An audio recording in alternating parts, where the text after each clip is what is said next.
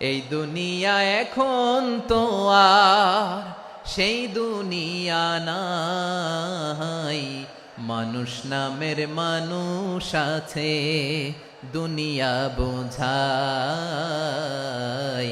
সেই মানুষের ভিড়ে আমার আসল মানুষ নাই। এই দুনিয়া এখন তো আর সেই দুনিয়া নাই, মানুষ নামের মানুষ আছে দুনিয়া বোঝাই, সেই মানুষের ভিড়ে আমার আসল মানুষ নাই। ঠিক কিনা? এই যে আমাদের বিশাল জনসংখ্যা, এই জনসংখ্যাকে কি করে জনসম্পদে রূপান্তরিত করা যায় এ ব্যাপারে কথা বল। আল্লাহ তাআলা ইরশাদ করছেন, ওয়ালাকাদ কাররামনা বনি আদম ওয়া হামালনাহুম ফিল বাররি ওয়াল বাহরি ওয়া রাযাকনাহুম মিনাত তাইয়্যিবাত ওয়া ফাদ্দালনাহুম আলা কাসীরিম মিম্মান খালাকনা তাফদীলা। পড়েন আল্লাহু আকবার। রব্বুল আলামিন বলেন, ওয়ালাকাদ কাররামনা বনি আদম, আমি বনি আদমকে সম্মানিত করেছি, বনি আদমকে মর্যাদা দিয়েছি। ওয়া হামালনাহুম ফিল বাররি ওয়াল বাহর, বনি আদমকে জলে স্থলে স্থলে এবং সমুদ্রে চলাচলের বাহন দিয়েছি। ওয়া রাযাকনাহুম মিনাত তাইয়্যিবাত, তাদেরকে পবিত্র রিজিকের বন্দোবস্ত করেছি। ওয়া ফাদ্দালনাহুম আলা কাসীরিম মিম্মান খালাকনা তাফদীলা, আর আমি আল্লাহ যাদেরকে সৃষ্টি করেছি তাদের মধ্য থেকে বনি আদমকে আমি শ্রেষ্ঠ বানিয়েছি, সবার চেয়ে সেরা। আমাদের মতো করে আল্লাহ কাউকে বানায় নাই। দুই পায়ে ভর করে শির দ্বারা এরকম স্ট্যান্ড রেখে মাথা উঁচু করে দাঁড়াতে পারে এরকম কোন প্রাণী পৃথিবীতে আছে? এজন্য আল্লাহ বলেন, ওয়ালাকাদ কাররামনা বনি আদম, আমি বনি আদমকে সম্মানিত করেছি, তাদেরকে আমি মর্যাদা দিয়েছি। তাদেরকে আমি যত মর্যাদা দিয়েছি আমার কোন সৃষ্টিকে এত মর্যাদা দেই নাই। পড়েন সুবহানাল্লাহ। I have dignified the status of the sons of Adam, আদমের সব সন্তানের মর্যাদা আমি বাড়িয়েছি। আল্লাহ এখানে বলেননি ওয়ালাকাদ কাররামনাল মুমিনিন, আমি মুমিনের মর্যাদা বাড়িয়েছি, বলেছেন? আল্লাহ এখানে বলেন নাই ওয়ালাকাদ কাররামনাল মুসলিমিন, আমি মুসলিমের মর্যাদা বাড়িয়েছি। আল্লাহ বলেছেন ওয়ালাকাদ কাররামনা বনি আদম, আমি বনি আদমের সম্মান বাড়িয়েছি, হোক সে মুমিন কিংবা কাফের, মুসলিম কিংবা মুশরিক, আস্তিক কিংবা নাস্তিক, আরব কিংবা অনারব, যেই হোক না কেন আদম সন্তান সবগুলার মর্যাদা বাড়ায় দিয়েছে কে? সবার মর্যাদা আল্লাহ বাড়িয়েছে। মানুষ হিসেবে মর্যাদা। বিশ্বনবী সাল্লাল্লাহু আলাইহি ওয়াসাল্লাম ইহুদির লাশ দেখে দাঁড়িয়ে গেলেন। কার লাশ? ইহুদির লাশ দেখে দাঁড়ায় গেলেন। সাহাবারা বললেন, ইয়া রাসূলুল্লাহ, আপনি দাঁড়ালেন যে, এটা তো ইহুদির লাশ। বিশ্বনবী বললেন, আওয়ালাইসাত নাফসান, এটা কি মানুষ নয়? এটা হোক ইহুদি হোক খ্রিস্টান, এটা তো মানুষ। আমি মানুষ দেখে দাঁড়িয়েছি। আই স্যালিউট দ্য হিউম্যানিটি, আমি মানবতাকে সম্মান করেছি। পড়েন সুবহানাল্লাহ। তাহলে এই জমিনে মানুষের মর্যাদা বেশি, হোক আস্তিক হোক নাস্তিক, হোক মুমিন কিংবা কাফের। আদমের সন্তান হলে, মানুষ হলেই তার মর্যাদা বাড়িয়েছে কে? আমার কলিজার টুকরা যশোরের ভাইয়েরা, মানুষের মর্যাদা আল্লাহ এত বাড়িয়েছেন, মানুষ জীবিত থাকলেও যেমনি মর্যাদাবান, মরে গেলেও মর্যাদাবান। সুবহানাল্লাহ পড়েন।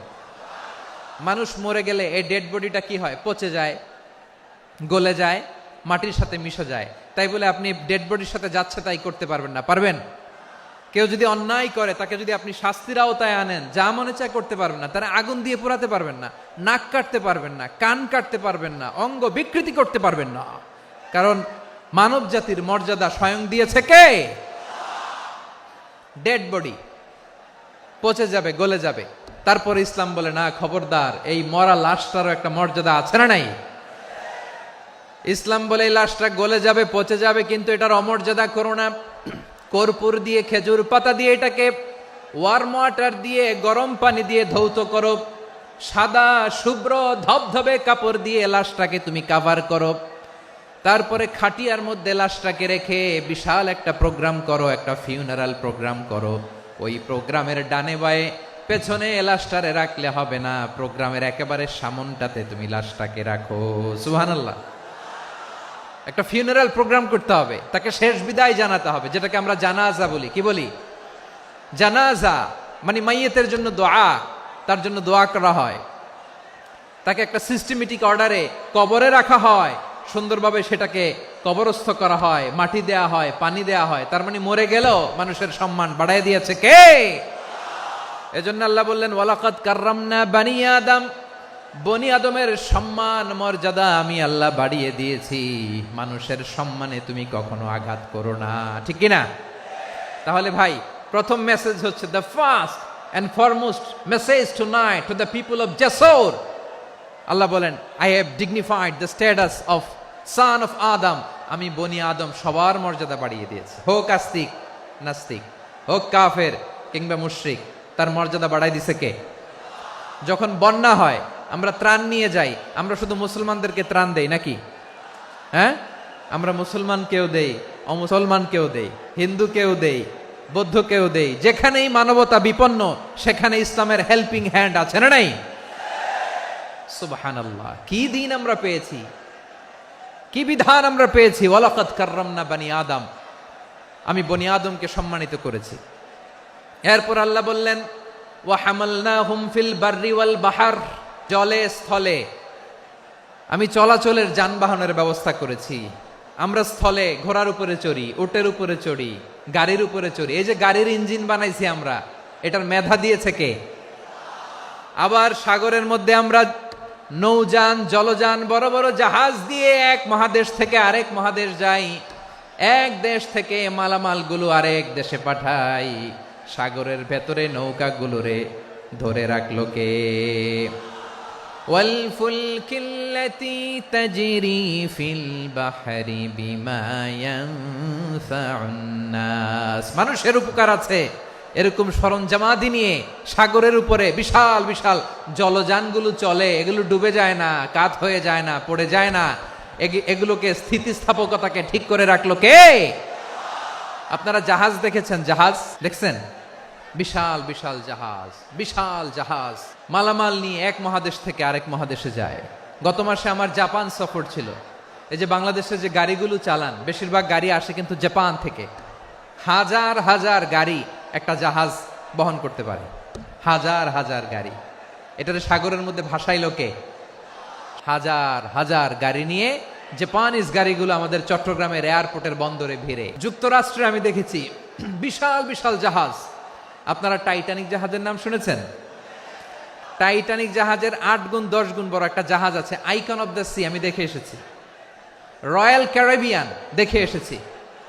সাগরের সামনে জেটিতে যখন দাঁড়ালাম, জাহাজটা যখন যায়, আমার মনে হচ্ছে একটা শহর, গোটা শহর, the entire city is floating on the water. পুরো একটা শহর মনে হয় পানির উপর দিয়ে ভেসে যাচ্ছে। পড়েন সুবহানাল্লাহ। এই যে আইকন অফ দ্য সি, এই ক্রুজ, এই জাহাজটা, এটার ভিতরে স্টেডিয়াম আছে। কিসের ভিতরে স্টেডিয়াম? কথা বুঝে নাই বোধহয়। স্টেডিয়াম কিসের ভিতর? সুইমিং পুল আছে, শপিং মল আছে, রেস্টুরেন্ট আছে, ক্লাব আছে, 3000 4000 রুম বিশিষ্ট, কক্ষ বিশিষ্ট হোটেল আছে। এই সবগুলোর নিয়ে এগুলো চলে সাগরের দোলার মধ্যে, জলোচ্ছ্বাসের মধ্যে। এই সাগরের ভেতরে এই জাহাজগুলোর ভাষায় রাখছে কে? সূরাতুর আর রহমানে আল্লাহ তাআলা বললেন ওয়ালাহুল জাওয়ারিল মুনশাআতু ফিল বাহরি কাল আ'লাম ফাবিআইয়ি আলা, সবাই পড়েন ফাবিআইয়ি আলাই রাব্বিকুমা তুকাযিবান। পাহাড় সম বড় বড় জাহাজগুলো মাল বোঝাই করে সাগরের মধ্যে ভেসে বেড়ায়। এগুলো দিয়ে মালামাল বহন করা যায়, মানুষরা এক দেশ থেকে আরেক দেশে যায়। এই জাহাজগুলোর সাগরের ভেতরে ভাসায় রাখলো কে? এই আয়াতের ভেতরে আল্লাহ তাআলা সূরাত বানী ইসরাঈলের এই চমৎকার আয়াতের ভেতরে আল্লাহ তাআলা বেসিক্যালি মানব জাতির প্রতি তার 4টি স্পেশাল অনুগ্রহের কথা বলেছেন। কয়টি? 2টা বলে ফেলছি। 1 নাম্বার ওয়ালাকাদ কাররামনা বানি আদম, আমি বনি আদমের সম্মান বাড়াইছি, নাকি মুসলমানদের? তাহলে human dignity, the first part of the verse talks about the human dignity. 2 নম্বর অংশে আল্লাহ তাআলা বললেন ওয়া হামালনাহুম ফিল বাররি ওয়াল বাহর, স্থলে এবং সমুদ্রে আমি তাদের জন্য চলাচলের বাহন দিয়েছি। সুবহানাল্লাহ। তার মানে smooth movement on land and sea, জলে এবং স্থলে যাতে আমরা স্মুথলি মুভ করতে পারি আল্লাহ তাআলা দিয়েছেন। 3 নম্বরে আল্লাহ তাআলা বললেন ওয়া রাযাকনাহুম মিনাত তাইয়্যিবাত, মানুষের জন্য আমি পবিত্র রিজিকের ব্যবস্থা করেছি। জলে এবং স্থলে যত প্রাণী আছে সবগুলা প্রাণীকে রিজিক দেয় কে? আমাদেরকে রিজিক দেয় কে? সাগরের মাছগুলোকে, বড় বড় তিমি মাছগুলোরে রিজিক দেয় কে? বাতাসের মধ্যে ভেসে বেড়ানো বড় বড় পাখিগুলো, স্ক্যান্ডিনেভিয়ান কান্ট্রি থেকে লক্ষ লক্ষ কোটি কোটি পাখিগুলো যে এক দেশ থেকে আরেক দেশে ট্রান্সফার হয়, এগুলোর রিজিক দেয় কে? রব্বুল আলামিন বলেন ওয়ামা মিন দাব্বাতিন ফিল আরদি ইল্লা আলাল্লাহি রিজকুহা ওয়া ইয়ালামু মুস্তাকাররাহা ওয়া মুস্তাওদাআহা কুল্লুম ফি কিতাবিম মুবিন। আল্লাহু আকবার। রব্বুল আলামিন বলেন ভূপৃষ্ঠে বিচরণশীল যত প্রাণী আছে সব প্রাণীগুলোকে আমি আল্লাহ আমার নিজের কুদরতে রিজিকের বন্দোবস্ত করি। এই প্রাণীগুলো কোথায় থাকে, কোথায় যায়, সব জায়গায় আমি রিজিক পৌঁছে দেই। রিজিক কেউ দিতে পারে না, রিজিকের মালিক কে? রিজিকের মালিক তিনি আল্লাহ। এজন্য আল্লাহ তাআলা বললেন ওয়া রাযাকনাহুম মিনাত তাইয়্যিবাত। এরপর আল্লাহ বললেন ওয়া ফাদ্দালনাহুম আলা কাসীরিম মিম্মান খালাকনা তাফদীলা। আমি যত প্রাণী সৃষ্টি করেছি সকল প্রাণীর মধ্যে মানুষের মর্যাদা শ্রেষ্ঠত্ব আমি দিয়েছি। সুবহানাল্লাহ পড়েন। তাহলে 1 নম্বরে আল্লাহ বললেন আমি বনি আদমের মর্যাদা বাড়ালাম। এরপরে বললেন স্থলে এবং সমুদ্রে চলাচলের জন্য যানবাহন দিলাম। 3 নম্বরে আল্লাহ বললেন পবিত্র রিজিকের ব্যবস্থা করে দিলাম। এরপরে আল্লাহ বললেন যত প্রাণী আছে, সৃষ্টি আছে, সবগুলার উপরে আমি মানুষকে শ্রেষ্ঠত্ব দিলাম।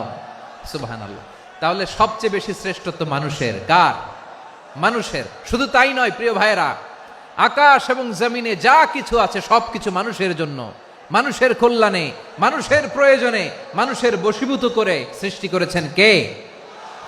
রব্বুল আলামিন বলেন হুয়াল্লাযী খালাকা লাকুম মা ফিল আরদি জামিআ। এই জমিনের মধ্যে যা কিছু আমি আল্লাহ সৃষ্টি করেছি সব কিছু আমি মানুষের জন্য সৃষ্টি করেছি। পড়েন সুবহানাল্লাহ। হুয়াল্লাযী খালাকা লাকুম মা ফিল আরদি জামিআ, যা আছে সব আমাদের জন্য, সব আমাদেরকে সার্ভিস দেওয়ার জন্য, আমাদের উপকারের জন্য, আমাদের কল্যাণের জন্য। আওয়াজ করে সবাই পড়ুন আল্লাহু আকবার। অন্য আয়াতে আল্লাহ বললেন ওয়াসাখখারা লাকুম মা ফিস সামাওয়াতি ওয়া মা ফিল আরদি জামিআম মিন ইন্না ফি যালিকা লাআয়াতিন লিকাউমিন ইয়াতাফাক্কারুন। প্রথমে আয়াতে আল্লাহ বললেন জমিনে যা আছে সব তোমাদের কল্যাণে আমি সৃষ্টি করলাম। এরপরে আল্লাহ বললেন আকাশেও যা আছে সব তোমাদের জন্য সৃষ্টি করলাম, তোমাদের অনুগত বানায় দিলাম। পড়েন সুবহানাল্লাহ। মানুষের কি ব্রেইন দেখেন, মানুষ জমিন ছেড়ে আকাশে চলে যায়। পাখি দেখে মানুষের শখ হলো পাখি যেহেতু উঠতে পারে আমরাও পারবো। অরবিল রাইট, উইলবার রাইট, 2 ভাই মিলে আঁকাঝোঁকা করতে করতে করতে করতে প্লেন বানায় ফেললো। কোন সুবহানাল্লাহ। এখন পাখিও ওরে, আমরাও ওরি। এরপরেই মানুষের কৌতূহল থামে না এখানে। মানুষ চলে গিয়েছে চাঁদে। কোথায় গেছে? এখন কিন্তু চাঁদে জমি বিক্রি হয় জানেন। পৃথিবী নিয়ে মারামারি শেষ। রাশিয়া আমেরিকা এখন ধরছে চাঁদ আর মঙ্গল গ্রহ। এখন চাঁদে জমি বিক্রি হয়, মঙ্গলে জমি বিক্রি হয়। এই চাঁদ, মঙ্গল, বৃহস্পতি, শনি সব আল্লাহ তাআলা আমাদের জন্য বানিয়েছেন। সুবহানাল্লাহ পড়েন। মানুষ সাগরের উপরে চড়ে, শূন্যে ভেসে বেড়ায়, পাহাড় কেটে সুড়ঙ্গ বানায়, টানেল বানায়। মানুষ বট ব্যান্ডের লাইন নিয়ে যায় সাগরের ভেতর দিয়ে এক দেশ থেকে আরেক দেশে, এক মহাদেশ থেকে আরেক মহাদেশে। সুবহানাল্লাহ পড়েন। তার মানে গোটা বিশ্বের সব কিছুর উপরে control, superiority over all creatures, সব কিছুর উপর কন্ট্রোল, মনিটরিং, নিয়ন্ত্রণ, এটা প্রতিষ্ঠা করে দিয়েছে কে? এজন্যই মানুষের শ্রেষ্ঠত্ব। ওয়ালাকাদ কাররামনা বানি আদম, আমি বনি আদমের সম্মান বাড়িয়েছি, মর্যাদা আমি বাড়িয়ে দিয়েছি এ কারণে, কারণ মানুষ সবকিছুর উপর নিয়ন্ত্রণ নিতে পারে। মানুষকে নিয়ে এই কোরআনের সব আলোচনা, মানুষকে নিয়ে এই কোরআনের সব। তাই কোরআনের কেন্দ্রীয় আলোচ্য বিষয় হচ্ছে মানুষ। মানুষকে আল্লাহ স্বাধীনতা দিয়েছেন। ফামান শাআ ফালইউমিন ওয়া মান শাআ ফালইয়াকফুর। চাইলে মুমিন হতে পারো, চাইলে কাফের হতে পারো, তোমার ইচ্ছা। তবে জেনে রাখো, মুমিন হলে পাবা জান্নাত, কাফির হলে পাবা জাহান্নাম। নাও দ্য ডিসিশন ইজ ইয়ার্স। সিদ্ধান্ত তোমার, জান্নাতে যাবা না জাহান্নামে যাবা। মানুষকে আল্লাহ এত স্বাধীনতা দিয়েছেন, মানুষ চাইলে অনেক ভালো হইতে পারে। ভালোর রাস্তাও খোলা, খারাপ হওয়ার রাস্তাও খোলা। ভালো হইলে মানুষ অনেক ভালো, খারাপ হইলে অনেক খারাপ। ভালো হইলে সবচেয়ে ভালো, খারাপ হইলে সবচেয়ে খারাপ। এজন্য সিদ্ধান্ত আপনাকে নিতে হবে। আল্লাহ তাআলা বলছেন, লাকাদ খালাকনাল ইনসানা ফি আহসানি তাকওয়িম সুম্মা রাদাদনাহু আসফালা সাফিলিন। আমি মানুষকে অনেক সুন্দর অবয়বে, সুন্দর আকৃতিতে সৃষ্টি করেছি। তার শুধু চেহারার ডিজাইনটাই সুন্দর নয়, তার ব্রেনটা বড্ড সুন্দর, তার মানসিকতা বড্ড সুন্দর, তার সৃজনশীলতা বড্ড সুন্দর। পড়েন সুবহানাল্লাহ। আমাদের ব্রেনটা অনেক সফিস্টিকেটেড ব্রেন, অনেক সফিস্টিকেটেড। এই 1.5 কেজি ব্রেন ইউজ করে মানুষ গোটা বিশ্বে সভ্যতা বিনির্মাণ করেছে, ঠিক কিনা? এই ব্রেন আল্লাহ তাআলা আমাকে দিয়েছে। এটারে কাজে লাগালে, আপনার 6 সেন্স কাজে লাগালে আপনি অনন্য মানুষ হয়ে উঠবেন, মহামানবে রূপান্তরিত হবেন। মানুষ হতে পারে, চাইলেই মহামানব হতে পারে। আবার যদি মানুষ চায় খারাপও হতে পারে। আল্লাহ বললেন শুধু ভালোই না, ভালো হতে চাইলে অনেক ভালো তুমি হতে পারো, আবার খারাপ হতে চাইলে অনেক খারাপ তুমি হতে পারো। সুম্মা রাদাদনাহু আসফালা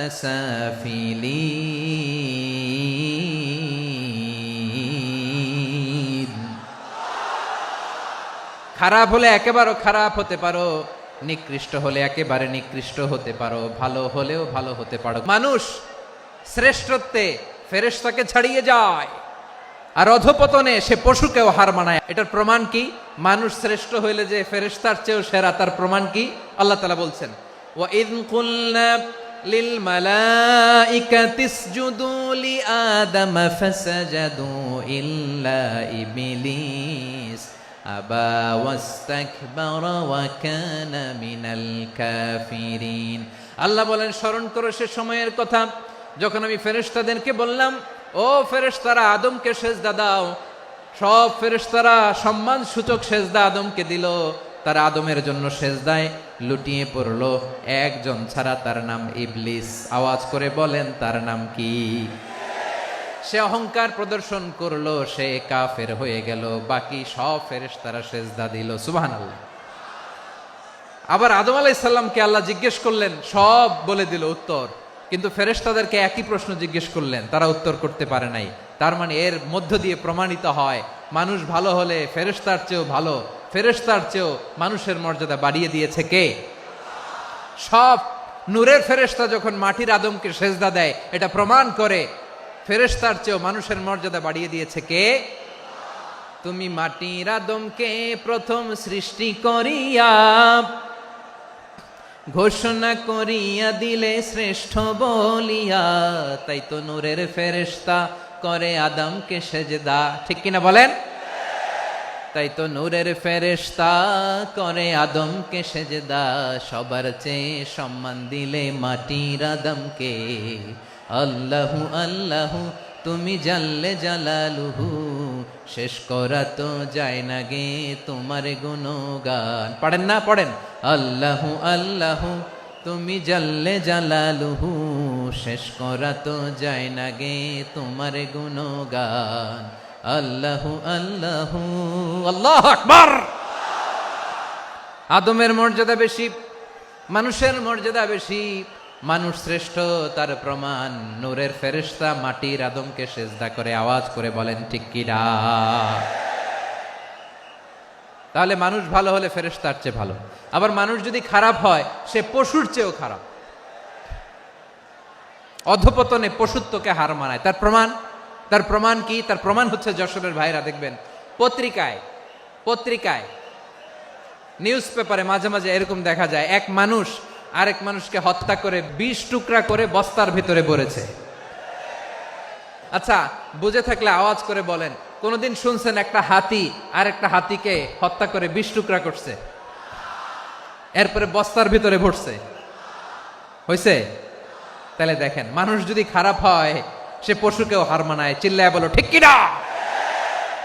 এমনও দুশ্চরিত্র মানুষ আছে যার নজর থেকে 6 মাসের ছোট্ট মেয়ে থেকে শুরু করে 80 বছরের বৃদ্ধারাও নিরাপদ নয়, পশুকেও হার মানে। মানুষের ঘর জ্বালিয়ে পুড়ে মেসাকার করে দেয়, জনপদের পর জনপদ জ্বালায় দেয়। এরকম আছে না নাই? গাজার মধ্যে যে অ্যাটাক করেছে, এরা মসজিদ মানে নাই, মসজিদে বম ফেলেছে। এরা খ্রিস্টানদের চার্চ গির্জা মানে নাই, গির্জায় বম ফেলেছে। পৃথিবীর ইতিহাসে never happened in the history of the world that someone bombed on a hospital, on a ICU center. এমন হাসপাতাল যেখানে আইসিইউর রোগীরা আছে, ওই হাসপাতালের উপরও ইসরায়েলি সৈনিকেরা বোমা মেরেছে। জোরে বলেন ঠিক কিনা। এরা মানুষ? আওয়াজ করে বলেন, এরা মানুষ না। প্রিয় ভাইয়েরা, চোখ কান নাক মুখ থাকলেই মানুষ না। যা সামনে দেখেন এগুলো সব মানুষ না, এগুলো জনসংখ্যা। এগুলো কি? সবাই বলুন, এগুলো কি? বাড়ছে জনসংখ্যা, কমছে মানুষ। এই দুনিয়া এখন তো আর সেই দুনিয়া নাই, মানুষ নামের মানুষ আছে, দুনিয়া বোঝাই, সেই মানুষের ভিড়ে আমার আসল মানুষ নাই। ঠিক কিনা? আসল মানুষের বড্ড অভাব, আসল মানুষের বড্ড অভাব। আমার ভাইয়েরা, মানুষ খারাপ হলে পশুকেও হার মানায়। আচ্ছা, আওয়াজ করে বলেন, যে ইসরায়েলি সোলজাররা উপর থেকে বোমা মারল তারাও মানুষ? তারাও কি? ওরাও রক্তে মাংসে মানুষ, ওদেরও পরিবার আছে। বোমা মেরে যেই মেয়েটাকে তারা অনাথ বানায়, ইয়াতিম বানায়, ও কিন্তু বাসায় ওর মেয়েটাকে রেখে আসছে। ঠিক কিনা বলেন? বম্বিং করে যে বাবাকে মেরে, স্বামীকে মেরে স্ত্রীকে বিধবা বানায়, তারও ঘরে স্ত্রী আছে। উপর থেকে বম মেরে মানুষ মেরে দিচ্ছে, তারাও মানুষ। 1945 সালের 6 আগস্ট আমেরিকান সোলজাররা হিরোশিমায় বম মেরেছে। আমি নিজে দেখে এসেছি জাপানের হিরোশিমাতে। সকাল 8:15 মানুষ কেউ অফিসে যাচ্ছিল, কেউ খেতে খামারে কাজ করতে যাচ্ছিল।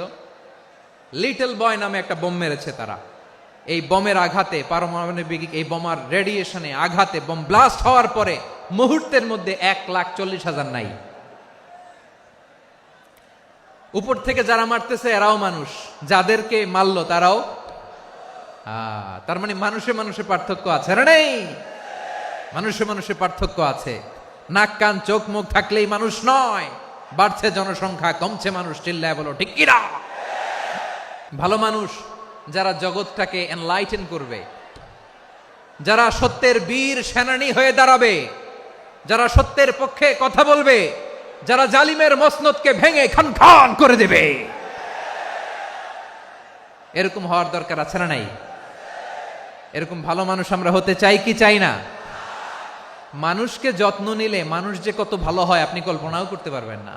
মানুষকে নার্চারিং করলে, মানুষকে পলিশ করলে, মানুষকে গ্রুমিং করলে, মানুষকে সঠিক তারবিয়া দিলে মানুষ অনন্য হয়ে ওঠে। প্রতিটি মানুষ অনন্য। আমি অনন্য, আপনি অনন্য, আমরা সবাই অনন্য। সুবহানাল্লাহ বলেন।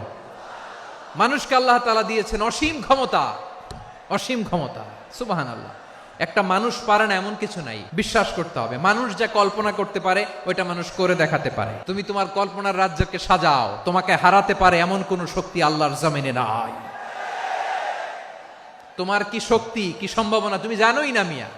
তুমি এদিকে তাকাও কেন? তোমার রাস্তা তো ওই দূরে। তুমি কোথায় যাবে, আল্লাহ তোমার টেনে কোথায় নিয়ে যাবে তুমি কিছুই জানো না। প্ল্যান বিগ, ড্রিম বিগ, কল্পনার শক্তিকে বড় করো। মানুষ যা কল্পনা করতে পারে মানুষ তা করে দেখাতে পারে। মানুষের কাছে অসাধ্য কিছু নাই মৃত্যু ছাড়া, এক্সেপ্ট ডেথ। মৃত্যু ছাড়া মানুষ সবকিছুকে জয় করতে পারে।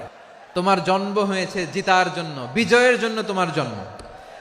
মানুষের শুরুটাই হয় বিজয় দিয়ে। আমরা যখন আমার পিতার পৃষ্ঠদেশে ছিলাম, পিতার পৃষ্ঠদেশ থেকে শুক্রাণু যখন মায়ের গর্ভদেশে যেয়ে পড়ে, কতটা শুক্রাণু ভ্রমণ শুরু করে জানো? 20 কোটি শুক্রাণু। একবার সিমেন আউট হলে সেখানে 20 কোটি শুক্রাণু থাকে, ভ্রমণ শুরু করে। ওই 20 কোটি শুক্রাণুর মধ্য থেকে তুমি আমি আজকে এক বিকশিত শুক্রাণু মানব রূপে পৃথিবীতে এসেছি। সুবহানাল্লাহ। ওই 20 কোটি শুক্রাণুর প্রতিযোগিতায় সবাইরে পেছনে ফেলে সেদিন আমি সফল হয়েছিলাম, সেদিন আমি বিজয়ী হয়েছিলাম। সেদিন আমি এত ছোট ছিলাম মাইক্রোস্কোপ দিয়েও আমার অস্তিত্ব টের পাওয়া যায় না। আমি এত তুচ্ছ ছিলাম, নগণ্য ছিলাম। আমার কান ছিল না, আমার চোখ ছিল না, আমার হাত ছিল না, আমার জন্য রিকমেন্ডেশন করার মতো মামু ছিল না, খালা ছিল না, কেউ ছিল না।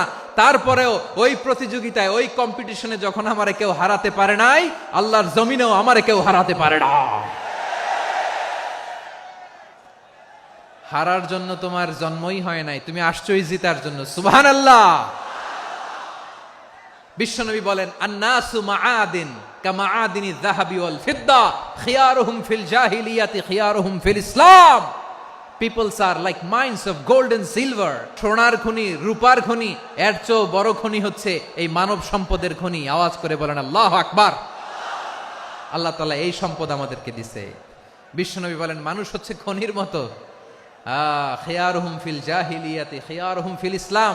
জাহিলি যুগে যারা সেরা, ইসলামেও তারা সেরা। ইদা ফাকুহু, যদি তারা বুঝবান হয় তাহলে তাদেরকে সেরা বানায় দিবে কে? তাহলে মানুষের চেয়ে সেরা কেউ হতে পারে? মানুষের চেয়ে অনন্য কেউ হতে পারে? মানুষকে কেউ হারাতে পারে?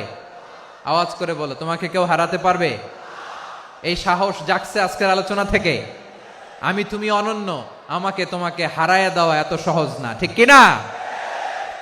একটা কথা জীবনের সাথে সেট করে নিতে হবে, আমি জিতি নয় শিখি, আমি কখনো হারি না। তাহলে বিশ্বনবী বললেন, নাসু মাআদিন, মানুষ হচ্ছে খনি। এই খনির যত্ন নিতে হবে। মা বাবা যারা এসেছেন, আপনার ছেলে মেয়ের যত্ন নেন। আপনার ছেলের মধ্যে যে কি পটেনশিয়াল আপনি জানেন না। আপনার এই ছোট্ট অবুজ ছেলেটাই আগামী দিনের শায়েখ আহমদুল্লাহ হবে। আপনার হেফজখানায় পড়া ওই ছোট্ট ছেলেটাই আগামী দিনের আল্লামা মামুনুল হক হবে। আপনার ওই ছেলেটা আমির হামজা হবে, আব্দুল হাই সাইফুল্লাহ হবে। এভাবে বড় বড় আলেম হবে, তারা যুগশ্রেষ্ঠ আলেম হবে। সেই একদিন এই বাংলাদেশের পার্লামেন্টে যে বক্তব্য দিয়ে যশোরের পক্ষে কথা বলবে। আপনি জানেন না, কাউকে ছোট করবেন না আপনি। ওর কনফিডেন্স আপনি কমাবেন না, আপনি কমাতে পারেন না। প্যান্ডেলে আমার যে মা বোনেরা আছেন, ছেলে মেয়েদেরকে কখনো ছোট করে কথা বলবেন না। ও যে কোথায় যাবে আপনি জানেন না। আপনি মা হয়ে তাকে সাহস দিবেন, তার কল্পনার জগৎটাকে সাজাতে তাকে উৎসাহিত করবেন, ঠিক কিনা বলেন? আর আমার প্যান্ডেলের আমার প্রিয় শ্রদ্ধাশীলা মায়েরা বোনেরা, আপনারা তো আরো দামি সম্পদ। বিশ্বনবী বলেন, আর দুনিয়া কুল্লুহা মাতা। আল্লাহ আল্লাহ আল্লাহ। বিশ্বনবীর কথার ওজন দেখেন, আর দুনিয়া কুল্লুহা মাতা ওয়া খায়রু মাতা'আদ দুনিয়াল মারআতুস সালিহা। বিশ্বনবী বলেন, দুনিয়ায় যা দেখো সব আল্লাহর দেওয়া অ্যাসেট, মানে সম্পদ। আর এত অ্যাসেটের ভিড়ে সবচাইতে শ্রেষ্ঠ সম্পদ হচ্ছে নেককার নারী। সুবহানাল্লাহ। ভাইয়েরা, বোনের সাথে খারাপ আচরণ করো না। সন্তান মায়ের সাথে খারাপ আচরণ করো না। আমাদের মায়েরা আমাদের asset, they are our priceless asset. কারণ এই মায়েদের পেটে এসেছে আল্লাহর ওলিরা। এই মায়েদের পেটে এসেছে খান জাহান আলী। এই মায়ের পেটে এসেছে শাহজালাল ইয়ামানি। এই মায়ের পেটে এসেছে আল্লাহর সব নবীরা। নাকি নবীরা আকাশ থেকে ধপ করে জমিনে নেমে আসছে? মায়ের পেটে আসছে। এই মায়ের পেটগুলো খনি। আমার সম্মানিতা মায়েরা বোনেরা, নিজেকে ইসলাম দিয়ে সাজান, নিজেকে পবিত্র রাখুন। নিজের আব্রু ইমান ইজ্জতের হেফাজত করুন, কোরআন পড়ুন, সুন্নাহ পড়ুন। আপনি জানেন না আপনার গর্ভে কে আসছে, কোন ক্ষণজন্মা পুরুষকে আল্লাহ তাআলা আপনার গর্ভে পাঠাবে আপনি জানেন না। মায়েরা নিজেদেরকে পবিত্র রাখুন, ইসলাম চর্চা করুন, কোরআন চর্চা করুন, নৈতিকতা দিয়ে নিজেকে সাজান। যশোরের জেনজি, নিজেদেরকে প্রস্তুত রাখো আগামীর বাংলাদেশের জন্য। নৈতিকতা, মোরালিটি, ভ্যালিউজ দিয়ে নিজেকে সাজাও, ইসলাম দিয়ে নিজেকে সাজাও, কারণ আগামীর বাংলাদেশ ইসলামের বাংলাদেশ। বাংলাদেশের আসল পরিচয় ইসলাম। বাংলাদেশের আসল পরিচয় কি? সবাই বলে না, আওয়াজ করে, এদেশের আসল পরিচয়।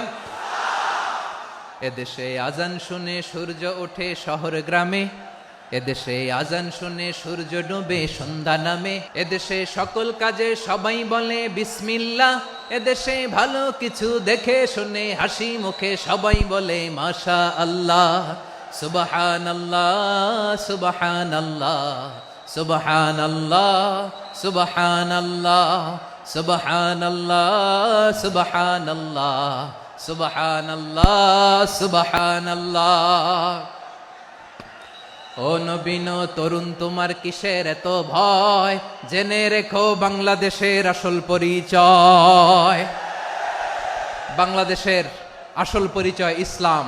আওয়াজ তুলে বলো, আসল পরিচয় কি? এদেশে পরস্পরে দেখা হলে দেয় সালাম, এদেশে আমজনতার হৃদয় জুড়ে পাক্কা আলাম। ঠিক কি না? এদেশে বিপদ এলে সর্বজনে সর্বক্ষণে দোয়া পড়ে ইন্না লিল্লাহ সুবহানাল্লাহ সুবহানাল্লাহ সুবহানাল্লাহ সুবহানাল্লাহ।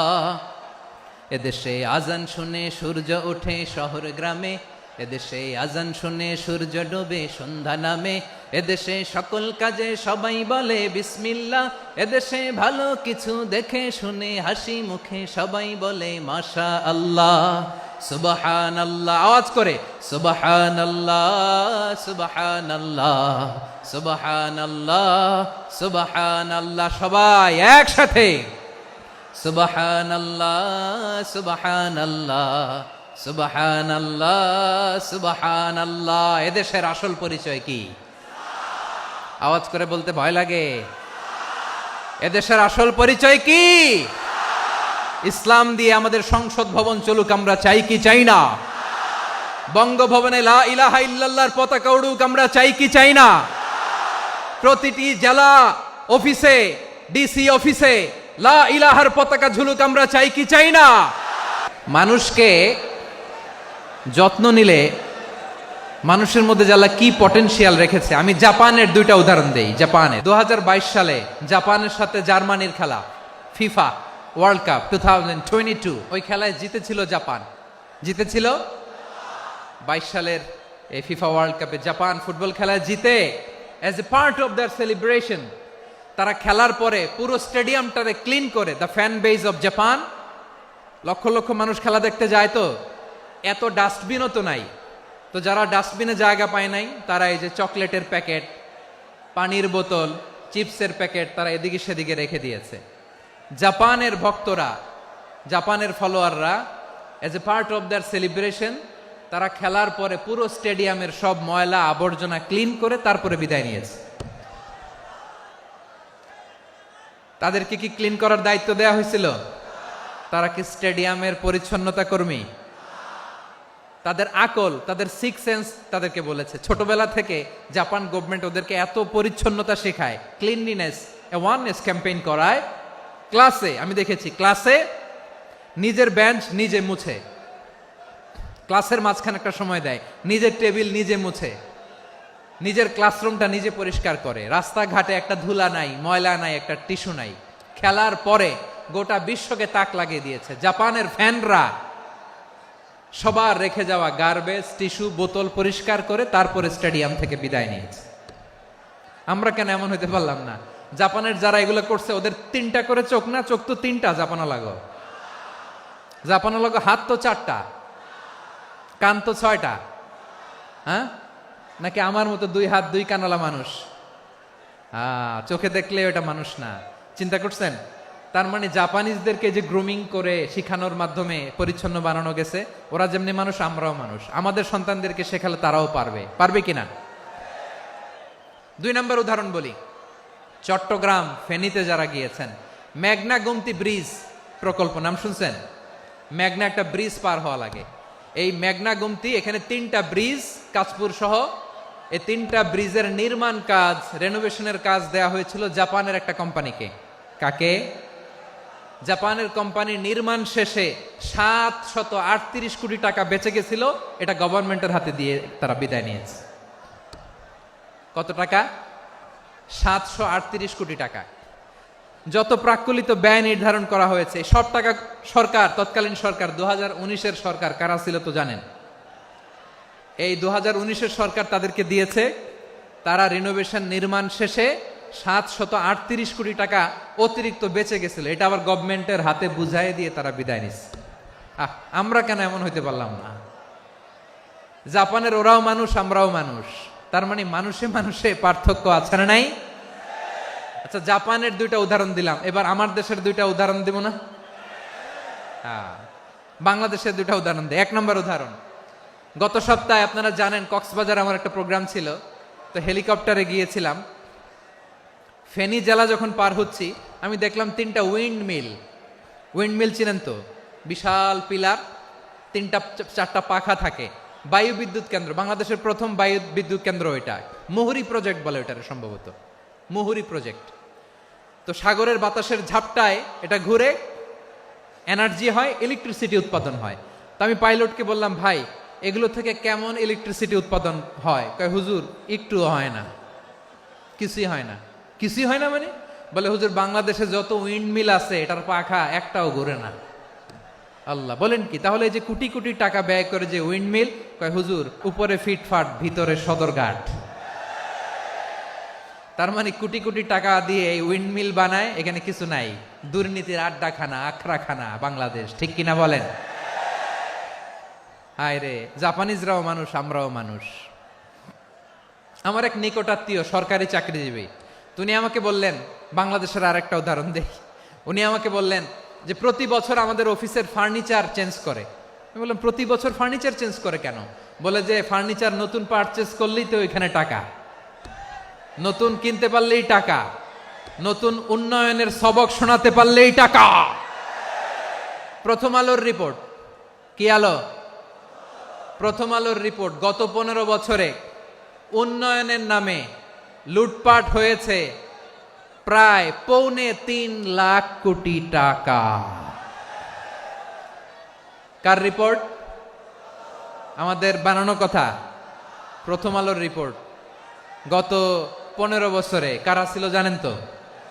হ্যাঁ, শুধু ওনাদেরকেই দোষ দিয়ে লাভ নাই। স্বাধীনতার পর থেকে শুধু শাসকের হাত বদল হয়েছে, আমরা কিছু পাই নাই, ঠিক কিনা বলেন? আমরা এরকম চাই না। তাহলে জাপানের মানুষও মানুষ, আমরাও মানুষ। সিদ্ধান্ত আপনার, কোন মানুষ হবেন, ভালো মানুষ না খারাপ মানুষ? আজকের আলোচনার বিষয় হচ্ছে মানব সম্পদের উন্নয়ন, human resource development. It's a process to increase the capacity of knowledge, skill, capacity of the people of a country. একটা দেশের মানুষের জ্ঞান, তাদের দক্ষতা কি করে বাড়ানো যায়, বাড়িয়ে দেশের উন্নয়ন করানো যায়, এটাই হচ্ছে মানব সম্পদ উন্নয়নের মূল কথা। তাহলে মানব সম্পদ হচ্ছে একটা দেশের সবচাইতে শক্তিশালী পুঁজি। প্রাকৃতিক সম্পদ, খনিজ সম্পদের চেয়েও দামি হচ্ছে মানব সম্পদ। আল্লাহ তাআলা দয়া করে আমাদেরকে এই মানব সম্পদ দিয়েছেন। আসুন আমাদের এই মানুষগুলোকে আমরা সোনার মানুষ বানাই। রাজি আছেন তো সবাই? রাজি আছেন? মানুষ পারে না এমন কোনো কিছু নাই, চাইলে সব পারে। এজন্য মানুষকে তারবিয়া দিতে হবে, যথাযথভাবে তাদেরকে গড়তে হবে। আসুন আমরা সিরাতের আয়নায় বিশ্বনবীর জীবনী থেকে দেখি তিনি কিভাবে হিউম্যান রিসোর্সকে ম্যানেজ করতেন। বিশ্বনবী, he was a very good talent hunter, চৌকস ট্যালেন্ট হান্টার ছিল। কার মধ্যে কি ট্যালেন্ট আছে দেখলেই বুঝে ফেলতেন। সুবহানাল্লাহ পড়বেন না? কি নবী আমরা পেয়েছি! He was a very good talent hunter. আমার নবী, তিনি চৌকস ট্যালেন্ট হান্টার ছিলেন। কার মধ্যে কি প্রতিভা বের করতেন, ওই প্রতিভাকে ইসলামের কল্যাণে কাজে লাগাতেন। যাকে যেই জায়গায় সেট করলে ভালো হবে তাকে ওই জায়গায় সেট করতেন। কয়েকজন সাহাবীর জীবনী শোনাই। আবু মাহজুরা রাদিয়াল্লাহু তাআলা আনহু, মক্কার মুয়াজ্জিন, আগে ছিল মুশরিক, পরে হইছে মুমিন। উনি কিভাবে মুমিন হইলেন এই ঘটনাটা একটু আপনাদের শোনাতে চাই। আবু মাহজুরা রাদিয়াল্লাহু তাআলা আনহু কিভাবে মুসলিম হলেন, আওয়াজ করে শুনেন। হুনাইনের যুদ্ধ, 8ম হিজরি, বিষ্ণু ঈসা ইসলাম হুনাইনের যুদ্ধ শেষে ফিরতেছেন। পথিমধ্যে বেলাল রাদিয়াল্লাহু তাআলা আনহু আজান দিচ্ছেন। কি দিচ্ছেন? তো পাশে ছিল মুশরিকদের একটা পল্লী, কিছু মুশরিক তরুণ, কিছু অমুসলিম কিশোর, তারা আজানকে ব্যঙ্গ করতেছে। আমাদের বাংলায় মুখ ভেঙ্গানো বলে আর কি। বেলাল রাদিয়াল্লাহু তাআলা আনহু আজান দিচ্ছেন, ওই বাচ্চাগুলো মুশরিক, তো ওরা আজানকে ব্যঙ্গ করতেছে, বিকৃতি করে ওরাও আজান দিচ্ছে। উদ্দেশ্য হচ্ছে আজানকে নিয়ে ঠাট্টা করা। উদ্দেশ্য কি? ঠাট্টা করা। ব্যাপারটা মনে কষ্ট পাওয়ার মতো ব্যাপার না? কিন্তু বিশ্বনবী ওইখানে দেখেন কি খুঁজলেন। বিশ্বনবী খেয়াল করলেন অমুসলিম কিশোরদের মধ্য থেকে একটা কিশোরের গলাটা বড় দরাজ গলা, কণ্ঠটা বড় সুন্দর। খেয়াল করে দেখলেন যে কিছু কিশোর বেলালের আজানকে ব্যঙ্গ করে, বিকৃতি করে, কিন্তু একজনের কণ্ঠ দেখতে পাচ্ছেন না এত দূরে, কিন্তু কণ্ঠটা বড় সুন্দর, দরাজ গলা। বিশ্বনবী সাহাবীদেরকে বললেন, ধরো এগুলারে, ধরো। সবগুলারে ধরে বিশ্বনবীর সামনে আনা হলো। ওরা হাঁটু গেড়ে বসলো। বিশ্বনবী বললেন, তোমাদের মধ্যে কে যেন ব্যঙ্গ করে আজান দিচ্ছিল, তার গলাটা বড় উঁচু, গলার বেসটা বড় মজবুত, মেলোডিয়াস, সুমধুর কণ্ঠ, কে? আবু মাহজুরা বলে, আমার বন্ধুরা সবাই আমার দিকে আঙ্গুল দেখায়, আমি পড়ে গেছি বিপদে। রাসূল সাল্লাল্লাহু আলাইহি ওয়াসাল্লাম বাকি অমুসলিম তরুণদেরকে ছেড়ে দিলেন, বললেন তোমরা যাও। এবার আবু মাহজুরারে পাইছে। আবু মাহজুরার চুলের মধ্যে হাত দিলেন বিশ্বনবী, মাথায় হাত দিয়ে বললেন, এবার আজান দাও দেখি। আবু মাহজুরা বলে, আমি তো আজান দিতে জানি না, কারণ আমি তো বেলালেরটা শুইনা দিছি, আমার তো মুখস্থ নাই, আমি তো আজান দিতে জানি না। বিশ্বনবী বললেন, জানো না? তাহলে আসো, আমি তোমারে শিখাই দেই। সুবহানাল্লাহ পড়ে। আবু মাহজুরা হাঁটু গেড়ে বসে, বিশ্বনবীর মোবারক হাত আবু মাহজুরার চুলের মধ্যে। বিশ্বনবী আজানের মুআল্লিম আবু মাহজুরাকে বলতেছে, ঠিক আছে তোমারে শিখাই দিচ্ছি, আমি যা যা বলবো আমার সাথে সাথে বলো, পারবা? আবু মাহজুরা বলে, পারবো। বিশ্বনবী আজান দিচ্ছেন, মাথায় হাত দিয়ে আল্লাহু আকবার, আল্লাহু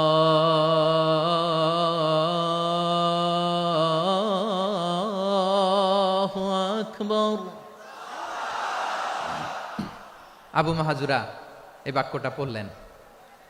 বিশ্বনবী দ্বিতীয় বাক্য পড়তে আরম্ভ করলেন, আল্লাহু আকবার,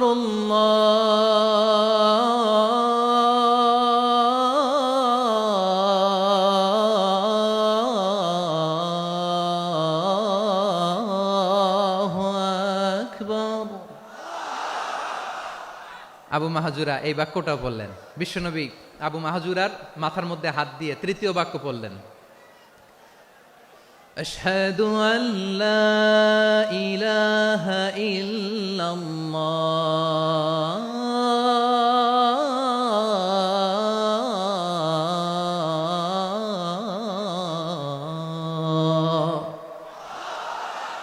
আবু মাহজুরা তৃতীয় বাক্য পড়লেন। বিশ্বনবী একটা বাক্য পরে আবু মাহজুরা পরে, বিশ্বনবী পরে আবু মাহজুরা পরে। আবু মাহজুরা কিন্তু অমুসলিম, মুশরিক।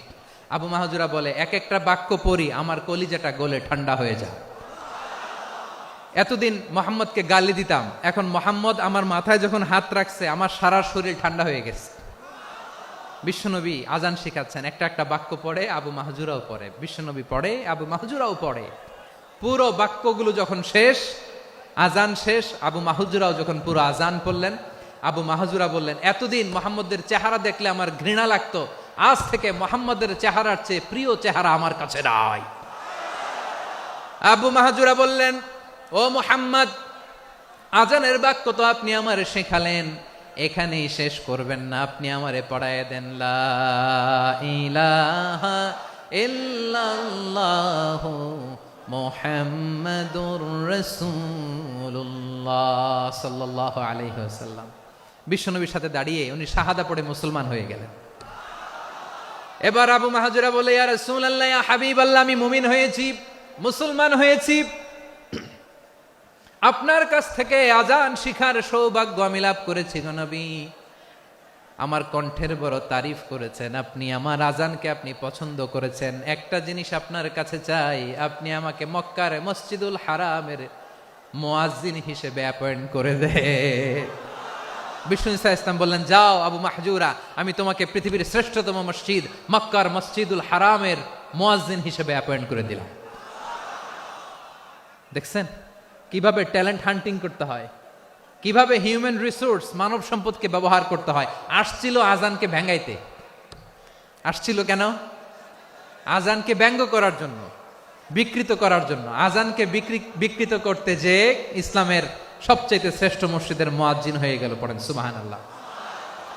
হযরত আবু মাহজুরা রাদিয়াল্লাহু তাআলা আনহু ওনার এই সুললিত কণ্ঠ ব্যবহার করে মসজিদুল হারামে এত সুন্দর করে আল্লাহু আকবার বলে আজান দিতেন, মানুষগুলোর, মুসল্লিগুলোর, মক্কাবাসীর হৃদয়কে তিনি বিগলিত করে দিতেন। মানুষের হৃদয়কে ঠান্ডা হয়ে যেত। শুধু এখানেই শেষ না আমার যশোরের ভাইয়েরা। বিশ্বনবী যখন সাইয়েদনা আবু মাহজুরা রাদিয়াল্লাহু তাআলা আনহুকে আজান শিখাচ্ছিলেন, বলেন তো বিশ্বনবীর হাতটা কোথায় ছিল?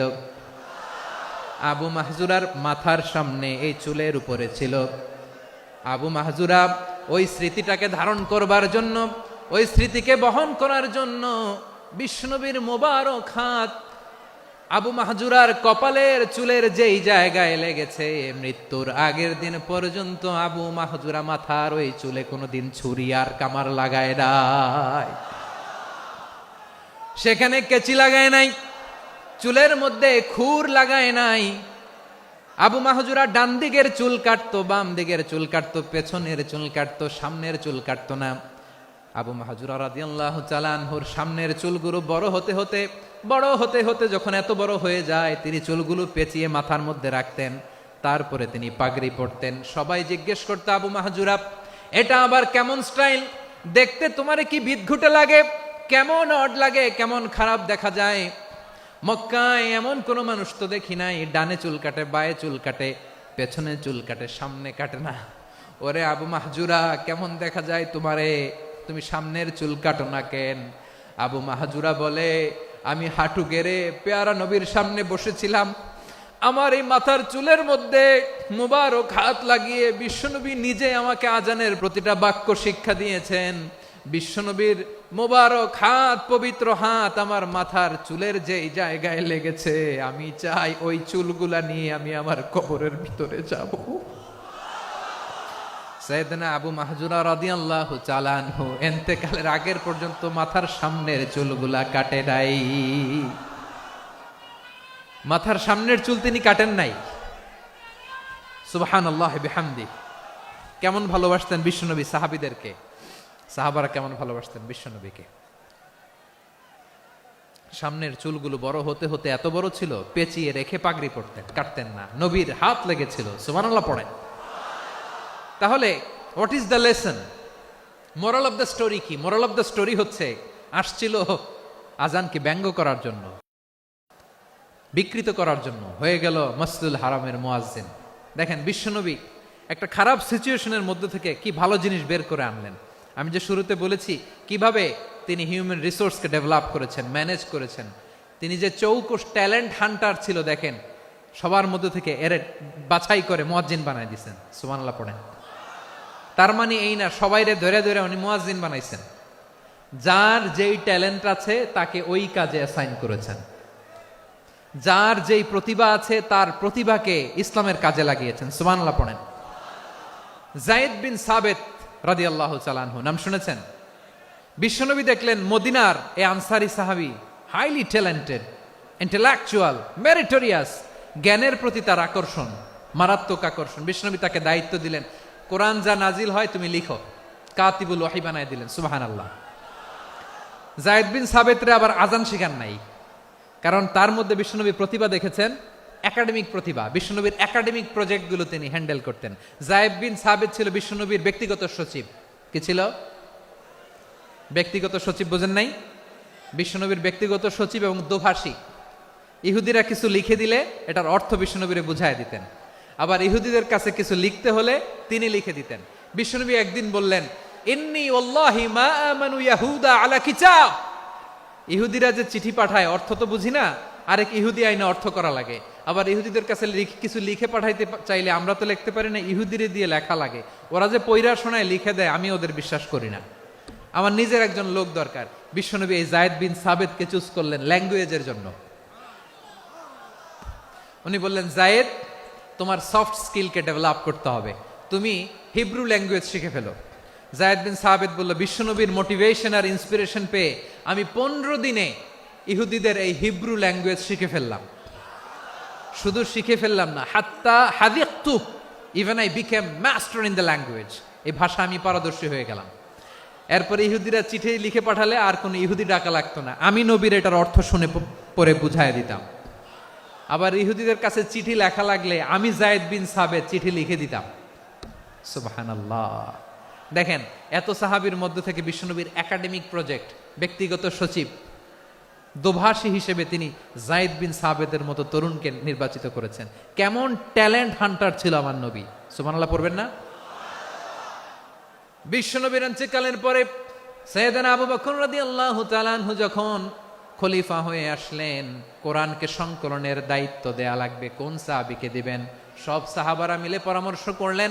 সাইয়েদনা আবু বকর, ওমর সবাই মিলে এই বিশাল কোরআন সংকলনের গুরু দায়িত্ব বিশ্বনবীর ব্যক্তিগত সচিব, বিশ্বনবীর দোভাষী, বিশ্বনবীর সিলেক্ট করাই লোক যায়েদ ইবনে সাবেত রাদিয়াল্লাহু তাআলা আনহুকে দিয়েছে।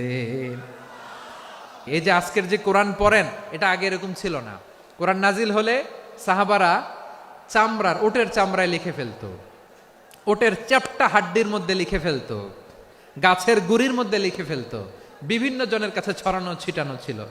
আবু বকর রাদিয়াল্লাহু তাআলা আনহু একসাথে করলেন, পরবর্তীতে উসমান রাদিয়াল্লাহু তাআলা আনহু একসাথে করলেন। 114 সূরার এখন এই মুসহাফ, এই কম্পাইলেশন, এই কপি আমরা পেয়েছি, যার হিউজ কন্ট্রিবিউশন ছিল। এই পুরো কোরআন কম্পাইলেশনের প্রজেক্ট ম্যানেজার ছিল যায়েদ বিন সাবেত রাদিয়াল্লাহু তাআলা। কোরআন কম্পাইলেশনের প্রজেক্ট ম্যানেজার। দেখেন, উনারে মাথায় হাত দিয়ে আজান শিখায় নাই। সুবহানাল্লাহ কইবেন না? তাহলে প্রথম সাহাবী আবু মাহজুরাকে মুয়াজ্জিন বানাইলেন, যায়েদ বিন সাবেতকে ব্যক্তিগত সচিব আর দোভাষী বানালেন, মুসআব ইবনে উমাইর রাদিয়াল্লাহু তাআলা আনহুকে ইসলামের প্রথম অ্যাম্বাসেডর বানালেন। কি নাম? He was the first ambassador in Islam. ইসলামের প্রথম ডিপ্লোম্যাট, ইসলামের প্রথম কূটনৈতিক মুসআব ইবনে উমাইর, মক্কার তরুণ যুবক। উনি পারফিউম লাগাইলে মানুষ দেখলেই বুঝতো এটা মুসআব লাগাইছে। এমন স্মার্ট, ড্যাশিং ফেস, এমন পার্সোনালিটির মানুষ ছিল মুসআব রাদিয়াল্লাহু তাআলা আনহু। কারণ যিনি ইসলামের স্পোকম্যান হবেন, মুখপাত্র হবেন, তার স্মার্ট হওয়ার দরকার আছে না নাই? আকাবার প্রথম শপথ যখন হলো, তাদের সাথে বিষ্ণু ঈসা ইসলাম মদিনাতে একজন মুখপাত্র পাঠালেন, ডিপ্লোম্যাটকে পাঠালেন, অ্যাম্বাসেডর অফ ইসলাম। তিনি হচ্ছেন মুসআব ইবনে উমাইর। পড়েন সুবহানাল্লাহ। জুমার বিধান নাজিল হয়েছে, কিন্তু মক্কায় পরিবেশ নাই জুমা পালনের। বিষ্ণু ঈসা ইসলাম একজনকে দিয়ে খবর পাঠালেন, যাও মদিনায় মুসাবকে যে বলো, মুসাব তো আমার শিক্ষক, আমার স্পোকম্যান, মদিনাতে যেন তারা জুমা কায়েম করে। বিশ্বনবীর আগেই মুসআব মদিনার মুসলিমদেরকে নিয়ে মদিনায় প্রথম জুমা কায়েম করে ফেলছে। কোন সুবহানাল্লাহ। ডিপ্লোম্যাটদের কেমন হইতে হয়, অ্যাম্বাসেডারের কেমন হইতে হয়, মুসআব রাদিয়াল্লাহু তাআলা আনহুর কাছ থেকে শিখে নাও। তাহলে মুসআব রাদিয়াল্লাহু তাআলা আনহুকে বিশ্বনবী ল্যাঙ্গুয়েজ শিখান নাই, সফট স্কিল শিখান নাই। যায়েদ রাদিয়াল্লাহু তিনি হিব্রু ল্যাঙ্গুয়েজ শিখেছেন, সুরিয়ানি শিখেছেন, কিন্তু মুসআবকে তিনি বানিয়েছেন the spokesman of Islam, the first diplomat, the ambassador of Islam. আব্দুল্লাহ ইবনে আব্বাস রাদিয়াল্লাহু তাআলা আনহু বিশ্বনবীর কাজিন, চাচাতো ভাই। আবার মাইমুনা রাদিয়াল্লাহু তাআলা আনহু, মাইমুনা নবীর স্ত্রী, তিনি ছিলেন আব্দুল্লাহর আপন খালা। তো নবীর বউ যদি ওনার খালা হয়, নবী তার কি খালু। তাহলে সম্পর্ক অনেক গভীর, কাজিন আবার খালু। ছোট্ট মানুষ, তাই রাতে মাঝে মাঝে ঘরে থাকতো। বিশ্বনবী দেখলেন আব্দুল্লাহ যেহেতু আমার ঘরে ঢুকতে পারে, আব্দুল্লাহরে এই উম্মতের বড় শিক্ষাবিদ বানাইতে হবে। তাই আব্দুল্লাহ ইবনে আব্বাসকে বিশ্বনবী হাতে কলমে শিক্ষা দিয়েছেন। তো বিশ্বনবী রাতে যখন তাহাজ্জুদ পড়তেন, ছোট্ট আব্দুল্লাহ ঘরে থাকতো। বুঝতে পেরেছেন? ছোট্ট মানুষ তো ঘরে থাকতো। তো বিশ্বনবী তাহাজ্জুদের জন্য একবার দাঁড়িয়েছেন, ছোট্ট আব্দুল্লাহ ওযু করে দাঁড়াইছে। আচ্ছা বলেন তো, ইমাম আর মুসল্লি মোট যদি দুইজন হয়, একজন ইমাম একজন মুসল্লি, তো মুসল্লি ইমামের কোন দিকে দাঁড়াবে? ডানে দাঁড়াবে। ছোট্ট আব্দুল্লাহ বুঝে নাই, বিশ্বনবী তাহাজ্জুদ শুরু করেছেন, উনি একতেদা করছেন আর দাঁড়াইছেন বায়ে। কোথায় দাঁড়িয়েছেন? আব্দুল্লাহ বলেন, যখন আমি বায়ে দাঁড়ালাম, আখাযা রাসূলুল্লাহ সাল্লাল্লাহু আলাইহি ওয়াসাল্লাম উযুনি আল ইউমনা ইয়াফতিলুহা, বিশ্বনবী নামাজরত অবস্থায় আমার কান ধরে টেনে আমার ডান দিকে এনে দাঁড় করায় দিলেন। পড়েন সুবহানাল্লাহ। দেখেন, হাতে কলমে শিক্ষা। আর জীবনে ভুল হবে? কথা কয় না, আর ভুল হবে? আর ভুল হবে না। এভাবে বিশ্বনবীর অনেক সঙ্গ পেয়েছেন, সফর করেছেন, একই বাহনে বসেছেন, এক বাহনে বসে লম্বা নাসিহত করেছেন। আব্দুল্লাহ, চাইতে হলে আল্লাহর কাছে চাও, সাহায্য চাইতে হলে আল্লাহর কাছে সাহায্য চাও। মনে রাখো, গোটা বিশ্বের সবাই যদি তোমার সাহায্য করতে চায়, ততটুকুই করতে পারবে যতটুকু আল্লাহ তোমার নসিবে রেখেছে। গোটা বিশ্ব যদি তোমার বিরুদ্ধে ষড়যন্ত্রে দাঁড়িয়ে যায়, ক্ষতি ততটুকু করতে পারবে যতটুকু তোমার জন্য বরাদ্দ আছে। এর বাইরে কিছু করতে পারবে না। আওয়াজ করে বলেন ঠিক কিনা? এভাবে হাতে কলমে শিখিয়েছেন, বিশ্বনবীর সঙ্গ পেয়েছেন। উনাকে বিষ্ণু ইসলাম শিক্ষাবিদ, এডুকেটর অফ দিস উম্মাহ হিসেবে সিলেক্ট করেছেন, হাতে কলমে শিখিয়েছেন। বিশ্বনবী একবার প্রকৃতির ডাকে সাড়া দিয়ে এসেছেন। এখন কি করতে হবে? নামাজের জন্য অজু করতে হবে। বিশ্বনবী এসেই দেখেন অজুর বদনায় পানি ভরা, খুশি হয়ে গেলেন। বললেন, কে রেখেছে পানি? একজন বলল, আব্দুল্লাহ রেখেছে। বিশ্বনবী অত্যন্ত খুশি হলেন। খুশি হয়ে একটা দোয়া করলেন, বললেন, আল্লাহুম্মা ফাক্কিহু ফিদ্দীন ওয়া আল্লিমহু তা'ওয়ীল। আল্লাহ, তুমি আব্দুল্লাহকে দ্বীনের বুঝ দিও আর কোরআনের তাফসীর শিক্ষা দিও। বিশ্বনবীর এই দোয়া এমন লাগছে, উনি রাইসুল মুফাসসিরিন, এই পৃথিবীতে যত মুফাসসির ছিল, যত মুফাসসির আসবে, সকল মুফাসসিরের সম্রাট হিসেবে স্বীকৃত হয়েছেন। আব্দুল্লাহ ইবনে আব্বাস, বিশ্বনবী ওনারে আজান শিখান নাই, বিশ্বনবী ওনারে ল্যাঙ্গুয়েজ শিখান নাই, বিশ্বনবী ওনারে অ্যাম্বাসাডর বানান নাই, হাতে কলমে শিক্ষা দিয়েছেন। ছোট্ট মানুষ, বিশ্বনবী ইন্তেকাল করলেন। আবু বকরের সময় গেল, ওমরে ফারুকের খেলাফত, তখনও তিনি তরুণ। ওমরে ফারুক রাদিয়াল্লাহু তাআলা আনহু ওনার ক্যাবিনেট মিনিস্ট্রির বৈঠকে এ আব্দুল্লাহ ইবনে আব্বাসকে পাশ দিয়ে বসায় রাখতেন। বয়স্ক সাহাবারা এটা পছন্দ করতো না। তারা বলতো, ঘটনা কি? আব্দুল্লাহর মতো ছেলে নাতি আমাদের আছে, এরা কেন রাখে ওমরে ফারুক? ওমরে ফারুক এটা টের পেলেন। তিনি বুঝতে পারলেন যে ক্যাবিনেট মেম্বাররা এটা পছন্দ করে না, ছোট্ট আব্দুল্লাহরা কেন রাখি, কেন যে রাখি, এটা একদিন বুঝাবো। একদিন মিটিংয়ে তিনি সবাইকে বললেন, ইদা জাআ নাসরুল্লাহি ওয়াল ফাতহ। এই আয়াত দ্বারা উদ্দেশ্য কি বলেন তো মুরব্বী সাহাবীরা? এক সাহাবী বলেন, এই সূরা দ্বারা উদ্দেশ্য, আল্লাহ বলেছেন আমাদেরকে বিভিন্ন ল্যান্ড, বিভিন্ন এলাকা বিজয় করতে হবে। ওমরে ফারুক বললেন, না, হয়নি। আরেকজন বললেন, বিজয় হওয়ার পর আমাদের বেশি বেশি আল্লাহর বরত্বের ঘোষণা দিতে হবে, এটা উদ্দেশ্য। ওমরে ফারুক বললেন, না, হয় নাই। যারে জিজ্ঞেস করেন কেউ পারে না। সব শেষে বিশ্বনবী ছোট্ট আব্দুল্লাহরে বলেন, আব্দুল্লাহ, ইদা জাআ নাসরুল্লাহি ওয়াল ফাতহ, এর দ্বারা উদ্দেশ্য কি বলো তো? ছোট্ট আব্দুল্লাহ বলেন, হুয়া আজালু রাসূলিল্লাহ। এই আয়াত দ্বারা বিশ্বনবীর বিদায়কে উদ্দেশ্য নেওয়া হয়েছে। ওমরে ফারুক বললেন, হাযা হুয়া, এটাই তো সঠিক উত্তর, এটাই সঠিক তাফসীর এই আয়াতের। কারণ ইদা জাআ নাসরুল্লাহি ওয়াল ফাতহ, যখন আল্লাহর সাহায্য আর বিজয় আসবে, ওয়া রাআইতান নাসা ইয়াদখুলুনা ফি দীনিল্লাহি আফওয়াজা, আপনি দেখবেন দলে দলে, ঢলে ঢলে, বানের পানির মতো মানুষ ইসলামের দিকে ঢুকতেছে। ইসলামের বিজয় হয়েছে। তো ইসলামের বিজয়ের মিশন নিয়ে নবী আসছে, বিজয়ী যখন হয়ে গেছে, এখন তো নবীর বিদায় হবে। কোন সাহাবী এই সূক্ষ্ম কথাটা ধরতে পারে নাই, ওই আব্দুল্লাহ ছাড়া। আব্দুল্লাহ যখন উত্তর দিছে, সব সাহাবীদের টনক নড়েছে। এরপর থেকে কোনো ক্যাবিনেট মিটিং এ আর কোনো সাহাবারা কোনো প্রশ্ন করে নাই। আওয়াজ করে পড়েন সুবহানাল্লাহ। বিশ্বনবী আব্দুল্লাহ ইবনে আব্বাসকে দ্য এডুকেটর অফ দ্য উম্মাহ, উম্মার শিক্ষাবিদ হিসেবে গ্রহণ করেছেন। আওয়াজ করে পড়তে হবে আল্লাহু আকবার। সাহাবীদের নামগুলো মনে থাকবে? এক নম্বরে আবু মাহজুরা, মুয়াজ্জিন বানাইছেন। যায়েদ ইবনে সাবিত, দোভাষী, ট্রান্সলেটর অফ প্রফেট, এবং তিনি ছিলেন বিশ্বনবীর ব্যক্তিগত সচিব। মুসআব ইবনে উমাইর, the first ambassador and diplomat of Islam. আব্দুল্লাহ ইবনে আব্বাস, এই উম্মার সবচেয়ে বড় এডুকেটর, শিক্ষাবিদ। আরেকজন ছিল আব্দুল্লাহ ইবনে মাসউদ রাদিয়াল্লাহু তাআলা আনহু। দুই আব্দুল্লাহ, আব্বাস গেল, আরেকজন হচ্ছে মাসউদ। মক্কার তরুণ, ছাগল পালতো মুশরিকের। বিশ্বনবী আর আবু বকর রাদিয়াল্লাহু তাআলা আনহু একবার গেলেন, যে দেখে এই তরুণ দাঁড়ায় আছে। বিশ্বনবী বলেন, আমি খুব ক্ষুধার্ত, তোমার কাছে কি দুধ আছে ছাগলের? আব্দুল্লাহ আছে, ওয়ালাকিন আনা মু'তামান, কিন্তু যে দুধ আছে এটা আমানতের, আমি দিতে পারবো না। বিশ্বনবী এইটা শুনেই তারা টার্গেট করে ফেলছে। আনা মু'তামান, দুধ আছে কিন্তু এটা আমার মালিকের, আমি তো দরদ দেখাই, আমার মালিকের দুধ আপনি পথিক, আপনারে দিতে পারি না। বিশ্বনবী টার্গেট করে ফেলছেন, এরে আমার কাজে লাগাইতে হবে।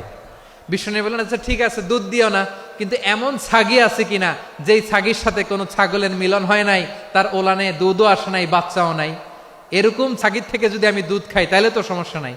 বলতেছে এরকম ছাগির থেকে দুধ খাইলে সমস্যা নাই, কারণ এরকম ছাগির ওলান থেকে দুধ আসবেও না। বলতেছে ঠিক আছে, এরকম একটা ছাগি নিয়ে আসা হলো। বিশ্বনবী বিসমিল্লাহ বলে ওই ছাগির ওলানে হাত দিলেন। হাত দিতে দেরি, পুরো ওলানটা দুধে ভরে যেতে দেরি হয় না। বিশ্বনবী আর আবু বকর রাদিয়াল্লাহু তাআলা আনহু দহন করে পেট ভরে খেলেন। এই দৃশ্য আব্দুল্লাহ ইবনে মাসউদের হৃদয়ে দাগ কাটলো। এই মুআজিজা দেখে তিনি বললেন, আশহাদু আল্লা ইলাহা ইল্লাল্লাহ ওয়া আশহাদু আন্না মুহাম্মাদুর রাসূলুল্লাহ। তিনি ষষ্ঠ মুসলিম ছিলেন, 6 নম্বর মুসলমান। ওনাকে টার্গেট করে বিশ্বনবী দেখলেন এমন ইন্টেলেকচুয়াল ব্রেন, উনি সূক্ষ্ম সূক্ষ্ম জিনিস বুঝে বেশি, ফিকহি জ্ঞান ওনার মধ্যে বেশি। বিশ্বনবী ওনাকে কোরআনের জ্ঞান শিক্ষা দিতে লাগলেন। উনি বিশ্বনবী সবার কাছে কোরআন শোনায়, কিন্তু বিশ্বনবী নিজে আব্দুল্লাহ ইবনে মাসউদের কাছ থেকে কোরআন শুনতো। বিশ্বনবী একবার বললেন, ইকরা আলাইয়া ইয়া মাসউদ। ইবনে মাসউদ একবার শোনাও তো কোরআন দেখি। আব্দুল্লাহ ইবনে মাসউদ বলে, আকরাউ আলাইকা ওয়া আলাইকা উনজিল। নবী, আপনার উপর কোরআন নাজিল হয় আর আমি আপনার সামনে কোরআন পড়ব। বিশ্বনবী বললেন, ইন্নী উহিব্বু আন আসমাআহু মিন গায়রি। আমি নিজে পড়তে যেমনি ভালোবাসি, অন্যে পড়ুক আমি শুনবো, এটাও আমি ভালোবাসি। সূরা নিসা তিনি তেলাওয়াত করে শুনিয়েছেন। এমন সূক্ষ্ম সূক্ষ্ম বিষয় বিশ্বনবী উনাকে ধরিয়ে দিয়েছেন। উনি হয়ে গিয়েছেন, আব্দুল্লাহ ইবনে আব্বাস হয়েছেন রাইসুল মুফাসসিরিন, উনি হয়ে গিয়েছেন ফাকিহুল উম্মাহ। ওনার চাইতে বড় ফকি এই পৃথিবী আর দেখবে না। চিল্লায় বলেন সুবহানাল্লাহ। উনি বলতেন, ওয়াল্লাহি ইল্লাযী লা ইলাহা গায়রু মা উনজিলাত সূরাতুন ইল্লা ওয়া আনা আ'লামু আইনা উনজিলাত ওয়া ফিমা উনজিলাত। বিশ্বনবী এমন ভাবে কোরআনের দার্স আমাকে দিয়েছেন, কোরআনে যত সূরা নাজিল হয়েছে, যেখানে নাজিল হোক না কেন আমি জানি এটা কোথায় নাজিল হয়েছে এবং কোন প্রেক্ষাপটে নাজিল হয়েছে। এমন একটা সূরা নাই যে সূরার কোথায় নাজিল হয়েছে আমি মাসুদের জানা নাই, কোন প্রেক্ষাপটে নাজিল হয়েছে আমার জানা নাই। এরকম ঘটবে না। চিল্লায় বলেন আল্লাহু আকবার। এই আব্দুল্লাহ ইবনে মাসউদ রাদিয়াল্লাহু তাআলা আনহু ওমর ফারুকের সময় কুফার চিফ জাস্টিস ছিলেন। কুফা নগরীর চিফ জাস্টিস। চিফ জাস্টিস বুঝেন নাই? বিচারপতি। কি ছিলেন? সবাই বলে নাই, কি ছিলেন? বিচারপতি ছিলেন। এবং ওনার যে ফিকহি জ্ঞানের ধারা, এটাই আলকামা, ইব্রাহিম আন-নাখাই, হাম্মাদ ইবনে সুলাইমান হয়ে ইমাম আবু হানিফা পর্যন্ত পৌঁছেছে। এবং ওনার ফিকহি জ্ঞানের ধারাই হানাফি মাযহাবে অ্যাকসেপ্ট হয়েছে। আজও এগুলো হানাফি মাযহাবে চর্চিত হয়। হানাফি মাযহাবের সব ফিক আব্দুল্লাহ ইবনে মাসউদের ফিকহি জ্ঞানের ধারা থেকে নেওয়া হয়েছে। চিল্লায় পড়েন সুবহানাল্লাহ। তাহলে উনাকে বিশ্বনবী বানিয়েছেন জুরিস্ট, আইনবিদ, ফকিহ। উনারে আজান শিখান নাই। হিউম্যান রিসোর্স ডেভেলপমেন্ট কিভাবে করবেন, মানব সম্পদের উন্নয়ন কিভাবে করতে হয়, কিভাবে যার যেখানে প্রতিভা কাজে লাগাতে হয় উনি দেখিয়েছেন। সুবহানাল্লাহ পড়বেন না? খালিদ বিন ওয়ালিদ কি ছিলেন? বীর যোদ্ধা। কিন্তু তিনি ইসলাম ধর্ম গ্রহণ করেছেন অনেক দেরিতে, 8ম হিজরিতে। তার মানে 8ম হিজরির আগে উনি মুশরিকদের পক্ষে লড়াই করেছেন। ওনার হাতে কত মুসলিম সাহাবী যে নিহত হয়েছে হিসাব নাই। বিশ্বনবী টার্গেট করে রাখছে, তুমি আমাদের মুসলিমদের এত ক্ষতি করলা, তুমি যখন মুসলমান হবা তোমারে দিয়ে আমি এমন কাম করামু যে এটা আর কেউ করতে পারবে না। খালিদ বিন ওয়ালিদ রাদিয়াল্লাহু তাআলা আনহু 8ম হিজরিতে মুসলিম হয়েছেন, মক্কা বিজয়ের আগে। তো মক্কা বিজয়ের আগে যখন মুসলিম হয়েছেন, এর আগে কি করছেন? কাফিরদের সাথে যুদ্ধ করেছেন। উনি উহুদের যুদ্ধে মুসলমানদের যে পরাজয় ভাব, কঠিন পরিস্থিতির মুখোমুখি উনার কারণে পেছন থেকে এমন আতর্কিত আক্রমণ করেছেন, মুসলমানদেরকে কচুকাটা করেছেন। 8ম হিজরিতে আল্লাহ তাআলা হেদায়েতের নূর দিয়ে ওনার হৃদয়টাকে উজালা করে দিলেন। লা ইলাহা এটা এমন বাণী যার হৃদয়ে একবার টাচ খাবে, এইটা থেকে সে আর পালিয়ে বেড়াতে পারে। ঝিনুকের ভেতর লুকিয়ে থাকে যেমন মতি, ঝিনুকের ভেতর লুকিয়ে থাকে যেমন মতি, কলমা শাহাদাতে আছে আল্লাহর জ্যোতি, কলমা শাহাদাতে আছে আল্লাহর জ্যোতি। ঠিক কিনা বলেন? মক্কা বিজয়ের আগে মুসলিম হলেন, হওয়ার পরেই বিশ্বনবীর টার্গেট ফুলফিল হলো। ওই যে টার্গেট করে রেখেছেন আর দোয়া করেছেন, খালিদ বিন ওয়ালিদ যদি মুসলিম হয় তাকে আমি মিলিটারি চিফ বানাবো। ওনাকে আজান শিখান নাই, ওনারে কান ধইরা নামাজের এই মাথা থেকে ওই মাথা আনান নাই, ফিকহি কোরআনের সূক্ষ্ম তাফসীর ওনারে শিখান নাই, অ্যাম্বাসেডর বানান নাই। বিষ্ণু ইসলাম উনাকে সামরিক অভিযানে প্রেরণ করেছেন। সামরিক অভিযানে তিনি প্রেরণ করেছেন। উনার জীবদ্দশায় উনার নেতৃত্বে যতগুলো যুদ্ধ হয়েছে, একটা যুদ্ধেও তিনি পরাজয় বরণ করেন নাই। ওমরে ফারুকের সময়কালে তিনি চিফ অফ মুসলিম মিলিটারি, মানে মুসলিম সেনাপতি হয়েছেন। তাহলে কিভাবে হিউম্যান রিসোর্স ব্যবহার করতে হয় গোটা বিশ্ব আমার নবীর কাছ থেকে শিখে নাও। খালিদ বিন ওয়ালিদ, ওনাকে বিশ্বনবী একটা উপাধি দিয়েছেন। উপাধিটা হচ্ছে সাইফুল্লাহিল মাসলুল, আল্লাহর নাঙ্গা তরবারি, আল্লাহর খোলা তরবারি, দ্য ওপেন সোর্ড অফ আল্লাহ। খালিদ বিন ওয়ালিদ মুসলিম সেনাপতি। হাসান বিন সাবেত রাসূলের সভা কবি, কালচারাল হিজিমনিকে ডিফিট করার জন্য। উনি ভালো অস্ত্র চালানো জানতেন না, ওই কাজে উনি যেতেন না। উনার ছিল কাব্য প্রতিভা। কাফিররা কবিতা দিয়ে নবীকে গালি দিত, বিশ্বনবী বলতেন, ইয়া হাসান আজিব আন রাসূলিল্লাহ, তুমি নবীর হয়ে কাফেরদের এই কথাগুলোর জবাব দাও। বিশ্বনবীর একটা মিম্বার ছিল, বিশ্বনবীর মিম্বারের পাশাপাশি মসজিদে নববীতে এই হাসান বিন সাবেতের জন্য বিশ্বনবী একটা স্পেশাল মিম্বার বানিয়ে দিয়েছেন। এখান থেকে তুমি জবাব দাও। এবং বিশ্বনবী বলেছেন, আল্লাহুম্মা আইয়িদহু বিরূহিল কুদুস। আল্লাহ, হাসান আমার পক্ষে জবাব দেয়, তুমি জিব্রাইল মারফত তাকে সাহায্য পাঠাইয়া দিও। রাসূল সাল্লাল্লাহু আলাইহি ওয়াসাল্লামের সভা কবি, the poet of the prophet, নবীর কবি। উনি কবিতা দিয়ে, এমন উচ্চাঙ্গের ভাষায় কবিতা দিয়ে তিনি জবাব দিতেন, কাফিরদের গা শিহরে যেত, তাদের হৃদয়ে আগুন ধরে যেত।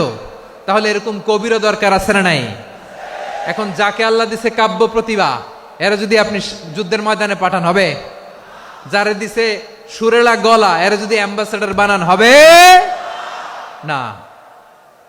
হাসান বিন সাবেত ছিলেন বিষ্ণু ইসলামের কবি। হুযায়ফা ইবনুল ইয়ামান বিশ্বনবীর গোয়েন্দা বিভাগের প্রধান। কিসের প্রধান? হুযায়ফা ইবনুল ইয়ামান। ওনার ছিল ডিটেকটিভ মাইন্ড, ডিটেকটিভ মাইন্ড, গোয়েন্দা বিভাগের প্রধান। এবং উনি হচ্ছেন সাহিবু সিররি রাসূলিল্লাহ, রাসূল সাল্লাল্লাহু আলাইহি ওয়াসাল্লামের গোপন তথ্যের ধারক বাহক। নবীর যেই কথা কেউ জানে না, সব হুযায়ফার পেটের ভিতরে ছিল। সুবহানাল্লাহ পড়েন। মদিনার যত ইহুদিদের একটা লিস্ট ছিল, এই লিস্ট শুধু দুইজন জানতো, বিশ্বনবী আর হুযায়ফা। গোয়েন্দা বিভাগের হেড ছিল। খন্দকের যুদ্ধে প্রচন্ড আজকের মতো শৈত্য প্রবাহ, মাটি খনন করতে করতে সাহাবীদের পেটে ক্ষুধা নাই, দাঁড়াইতে পারে না নামাজের জন্য, এত ক্লান্ত, ক্ষুধা, ক্লান্ত, শ্রান্ত। বিশ্বনবী বললেন, কে আছো? এই কঠিন শীত, এই ভয় আর ক্ষুধার মধ্যেও খন্দকের পরীক্ষার টপকে শত্রু শিবিরে যে আমাকে তথ্য দিবা, কে আছো? কারো গায়ে শক্তিই নাই যে দাঁড়াবে, কেউ দাঁড়ায় না। বিশ্বনবী তখন নিজে হুযায়ফাকে ডাক দিলেন, হুযায়ফা, যে আমাকে আজকে শত্রু শিবিরের তথ্য এনে দিবে, সে জান্নাতে আমার মোরাফাকা, আমার সঙ্গী হবে। হুযায়ফা রাদিয়াল্লাহু ইবনুল ইয়ামান জীবনের ঝুঁকি নিয়ে এই ক্ষুধা, শৈত্য প্রবাহ, কোল্ড ওয়েভসকে উপেক্ষা করে পরীক্ষা টপকে শত্রু শিবিরে যে সবার কথাগুলো চুপে চুপে শুনে বিশ্বনবীর দরবারে এসে গোয়েন্দাদের মতো তথ্য সরবরাহ করেছে। বিশ্বনবীর গোয়েন্দা বিভাগের প্রধান হুযায়ফা ইবনুল ইয়ামান ইন্টেলিজেন্স বিভাগ চালাতেন। মুনাফিকদের নাম ওনার কাছে ছিল। মুআয ইবনে জাবাল মদিনা রাষ্ট্রের সবচেয়ে সিনিয়র আমলা ছিলেন। আমলাতন্ত্র চিনেন তো? প্রশাসনিক কাজ যারা চালায়, অ্যাডমিনিস্ট্রেশন বুঝেন না? The department of administration. মদিনার রাষ্ট্রের সিনিয়র আমলা মুআয ইবনে জাবাল মুতাখাসসিসুন ফিল হালাল ওয়াল হারাম, হালাল হারামের স্পেশালিস্ট ছিলেন। বিশ্বনবী উনাকে ইয়ামানের গভর্নর করে পাঠাইছেন। বলেছেন, ইন্নাকা তা'তি কওমান আহলা কিতাব, এমন গোষ্ঠীর কাছে যাবা এরা ইহুদি নাসারা, আগে শাহাদা পড়লে এরপরে নামাজের দাওয়াত দিও, নামাজ পড়লে যাকাতের দাওয়াত দিও। গভর্নরের অ্যাটিটিউড যেমন থাকে তেমন অ্যাটিটিউড ধরে রেখো। সুবহানাল্লাহ পড়েন। তাহলে মুআয ইবনে জাবালকে দিয়ে বিশ্বনবী কবিতা লেখায় নাই, চিঠি লেখায় নাই, আজান দেওয়ায় নাই। সুবহানাল্লাহ পড়বেন না? সব শেষ সাহাবী বলি আবু হুরায়রা রাদিয়াল্লাহু তাআলা আনহু, বিড়ালের বাবা, কি করতেন? খালি হাদিস মুখস্থ করতেন। উনি বলতেন, আলজামু রাসূলুল্লাহ আলা মিল ইবাতনি, আমার শুধু পেটের ক্ষুধার বন্দোবস্ত হইলে আমি নবীর সঙ্গ ছাড়তাম না। আমার আনসার সাহাবারা ক্ষেত খামারের কাজ করত, আমার মুহাজির সাহাবারা ব্যবসা করত, আর আমি নবীর সাথে সাথে থাকতাম।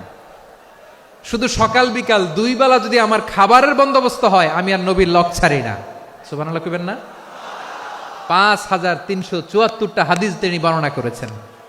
সবচেয়ে বেশি হাদিস বর্ণনাকারী সাহাবী। হাদিস প্রিজার্ভেশনের কাজে বিশ্বনবী ওনাকে কাজে লাগিয়েছেন। উনি একদিন বলেন, ইয়া রাসূলুল্লাহ আসমাউ মিনকা কাসীরান ফালা আহফাজু। নবী অনেক কথা শুনি, আমার মনে থাকে না। বিষ্ণু বললেন, তাই? উবসুত রিদাক, তোমার চাদরটা বিছাও। আবু হুরায়রা বিছালেন, বিশ্বনবী হাত বুলায় দিলেন, এরপরে অনেক হাদিস বর্ণনা করলেন। আবু হুরায়রা বলে, তারপর থেকে বিশ্বনবী যাই বর্ণনা করে আমি শুনি আর একটাও বলি না। এখন সুবহানাল্লাহ। বিশ্বনবী ওনাকে হাদিস প্রিজার্ভেশন, নবীর এই যে লক্ষ্য হাদিস প্রিজার্ভেশনের এই দায়িত্ব দিয়েছেন সাইয়েদনা আবু হুরায়রা রাদিয়াল্লাহু তাআলা আনহুকে। প্রিয় ভাইরা, তাহলে 10 জন সাহাবীর কথা যে বললাম, আপনারা কি খেয়াল করেছেন কত বড় ট্যালেন্ট হান্টার, চৌকস ট্যালেন্ট হান্টার ছিল আমার নবী। এক একজনের এক এক ট্যালেন্ট এক এক কাজে অ্যাসাইন করেছেন, এক একজনকে এক এক দায়িত্ব দিয়েছেন, এক একজনের প্রতিভাকে এক একভাবে বিকশিত হওয়ার সুযোগ দিয়েছেন। আওয়াজ করে বলেন ঠিক কি না? এখন আমার পর্দার আড়ালে আমার মায়েরা বলবে, এতগুলো পুরুষ সাহাবীর কথা বললো, নারী সাহাবীরা কি কিছু করে নাই? হ্যাঁ, একজন নারী সাহাবীর কথা বলে মোনাজাত হবে, দোয়া ছাড়া কেউ যাব না।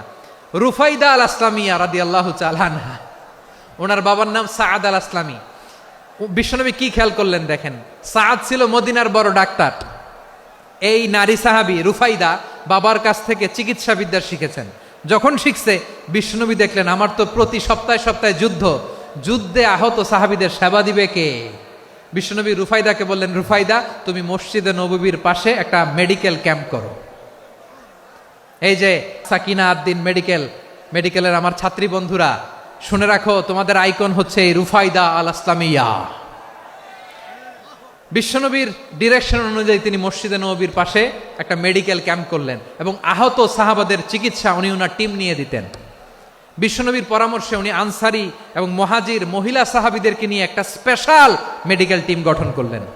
খায়বার যুদ্ধে 7ম হিজরিতে যখন বিশ্বনবী যায়, উনি ওনার টিম নিয়ে আসলেন, বললেন, ইয়া রাসূলুল্লাহ, আমরা তো তলোয়ার চালাতে পারি না, আমরা তো তীর মারতে পারি না, আপনি যদি অনুমতি দেন খায়বার অভিযানে আমি আমার টিম নিয়ে মেডিকেল টিমের সেবাটা সার্ভিসটা দিতে চাই। পড়েন সুবহানাল্লাহ। বিশ্বনবী অনুমতি দিলেন, যোদ্ধা সাহাবীদের সাথে রুফাইদা আল আসলামিয়া উনিও মেডিকেল টিম নিয়ে অগ্রসর হলেন। খায়বারের প্রতিটা আহত ইনজুর্ড সাহাবী যারা ইনজুরির শিকার হয়েছেন, সবাই রুফাইদা আল আসলামিয়ার এই মেডিকেল ক্যাম্প থেকে চিকিৎসা সহায়তা পেয়েছেন। সুবহানাল্লাহ পড়েন। দেখেন কিভাবে বিশ্বনবী ট্যালেন্ট বাছাই করতেন। আপনি অবাক হবেন, বাহরাইনের মেডিকেল ইউনিভার্সিটিতে রুফাইদা আল আসলামিয়া মেডিকেল প্রাইজ অ্যাওয়ার্ড প্রতি বছর দেয়া হয়। যদি 8 দিনের এই মেডিকেল, আমার বোনেরা যদি জেনে থাকো জানো, না হলে নতুন করে জানো, সার্চ দিও, রুফাইদা আল আসলামিয়া মেডিকেল অ্যাওয়ার্ড বাহরাইনের ইউনিভার্সিটিতে দেয়া হয়। প্রিয় ভাইয়েরা, তাহলে আলোচনার সামারি আমরা করি। বিশ্বনবী যেভাবে হিউম্যান রিসোর্সকে ম্যানেজ করেছেন, যার যেখানে প্রতিভা কাজে লাগিয়েছেন, আমরাও যদি করি আমাদের বাংলাদেশের চিত্র আমরা পাল্টে যেতে পারবো। আমরা শুরুতে শুনেছি মানুষের আছে অসীম সম্ভাবনা, প্রতিটা মানুষ অনন্য, যত্ন নিলে, যথাযথ পরিচর্যা করলে মানুষ বিশ্ব জয় করতে পারে, ঠিক কিনা? আমাদের হাফেজে কোরআনের সামনে দাঁড়াতে পারে এমন কোনো হাফেজে কোরআন আল্লাহর জমিনে জন্ম হয় নাই। গোটা বিশ্ব কাঁপিয়ে তারা সেরা, আমাদের ক্রিকেটাররা সেরা, আমাদের তৈরি পোশাক শিল্প সেরা, এরকম অনেক অনেক সেরা জিনিস আছে, আমরা এগুলোরে নার্চারিং করতে পারি নাই, পরিচর্যা করতে পারি নাই, সঠিক তারবিয়াতের অভাব। তাহলে মানুষের অসীম সম্ভাবনাকে কাজে লাগাতে হবে, ঠিক কিনা বলেন? ইউনুস গভর্নমেন্টকে আমি বলবো, অল্প সময়ের জন্য আপনারা এসেছেন, সংস্কারও করতে হবে, আবার নির্বাচনও করতে হবে। সব সংস্কার হতে করতে পারবেন না, যতটুকু পারবেন এর মধ্যে আমাদের যে হিউজ ম্যান পাওয়ার, আমাদের যে মানব সম্পদ, হিউম্যান রিসোর্স, এটাকে ডেভেলপ করে আপনাদের যেতে হবে।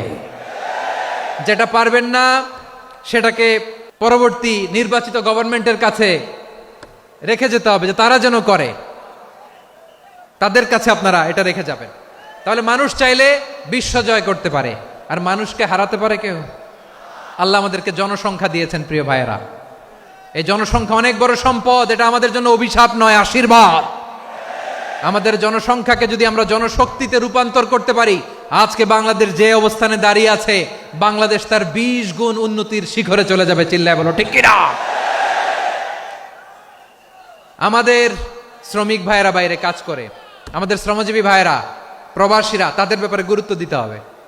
আমাদের শ্রমের দাম সবচেয়ে কম, সবচেয়ে কম। তারা এম্বাসিতে গুরুত্ব পায় না, এয়ারপোর্টে গুরুত্ব পায় না। এই সরকার অবশ্য তাদেরকে অনেক গুরুত্ব দিচ্ছে। আমাদের অদক্ষ শ্রমিককে যখন আমরা দুবাই পাঠাই, অল্প বেতন পায়, কিন্তু ইন্ডিয়ানরা দক্ষ শ্রমিক পাঠাইলে তার 3 গুণ বেতন পায়। আমরা আমাদের শ্রমিকদেরকে অদক্ষ ভাবে আর পাঠাতে চাই না, দক্ষ শ্রমিক পাঠিয়ে আমরা রেমিটেন্সের বন্যা বইয়ে দেব। তাদেরকে সবচেয়ে গুরুত্ব দিতে হবে। আমরা পেয়েছি ফ্রিডম ফাইটার, মুক্তিযোদ্ধা, আর আমার প্রবাসী ভাইরা হচ্ছে রেমিটেন্স ফাইটার। জোরে বলো ঠিক কিনা? তাহলে আমাদের এই জনশক্তিকে জনসম্পদে ট্রান্সফর্ম করতে হবে। সরকার জনগণকে এভাবে পলিশ করতে হবে। মা বাবারা ছেলে মেয়েদের মধ্যে কার কোন যোগ্যতা তাকে ওইভাবে কাজে লাগাতে হবে। সবার A+ পাওয়ার কোনো দরকার নাই। আমাদের দেশে একটা টেন্ডেন্সি আছে, পরীক্ষায় A+ না পাইলে কই তুই কি করলি, পাশের বাড়ির ছেলে A+ পাইছে, যা ওর পা ধোয়া পানি খা। খাওয়া নাই, এগুলার খাওয়া নাই। ওরে আল্লাহ A+ পাওয়ার জন্য বানাইছে, আর আপনার ছেলেকে এই A+ গুলারে নিয়ন্ত্রণ করার জন্য আল্লাহ বানাইছে। ওকে দিয়ে আল্লাহ কি করবে আপনি জানেনই না। একটা A+, একটা A গ্রেড একটা মানুষের জীবনকে ঠিক করে দিতে পারে না। আপনার ছেলেকে আল্লাহ অন্যদিকে যোগ্যতা দিয়েছে। ওদের মনোবল ভাঙবেন না, খবরদার।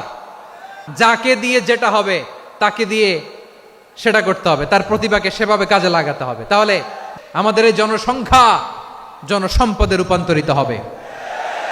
আমাদের সরকারের তত্ত্বাবধানে আমাদের 18 কোটি জনগণ দক্ষ জনশক্তিতে রূপান্তরিত হোক। আমরা চাই কি চাই না? আমরা ভালো মানুষ, শ্রেষ্ঠ মানুষ হতে চাই কি চাই না? ওই জাপানিজদের মতো সৎ, ওই ইউরোপিয়ানদের মতো কালচার্ড। আমাদেরকে আল্লাহ তাআলা কোরআন সুন্নাহ অনেক কিছু দিয়েছেন।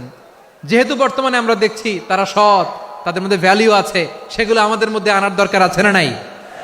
আর ইসলাম দিয়ে আমাদের জীবনকে সাজাতে হবে। ইসলাম দিয়ে আমার পরিবারকে সাজাতে হবে। ইসলাম থেকে, কোরআন থেকে প্রেসক্রিপশন না নিলে জীবন সুন্দর হবে না। কোরআন থেকে প্রেসক্রিপশন না নিলে সমাজ সুন্দর হবে না। কোরআনের প্রেসক্রিপশন না মানলে রাষ্ট্র সুন্দর হবে না। কোরআনের প্রেসক্রিপশন অ্যাপ্লাই না করলে শুধু দুর্নীতি দমন কমিশন দিয়ে দুর্নীতি বন্ধ করা যাবে না। এজন্য কোরআনের আইন আমরা চাই কি চাই না?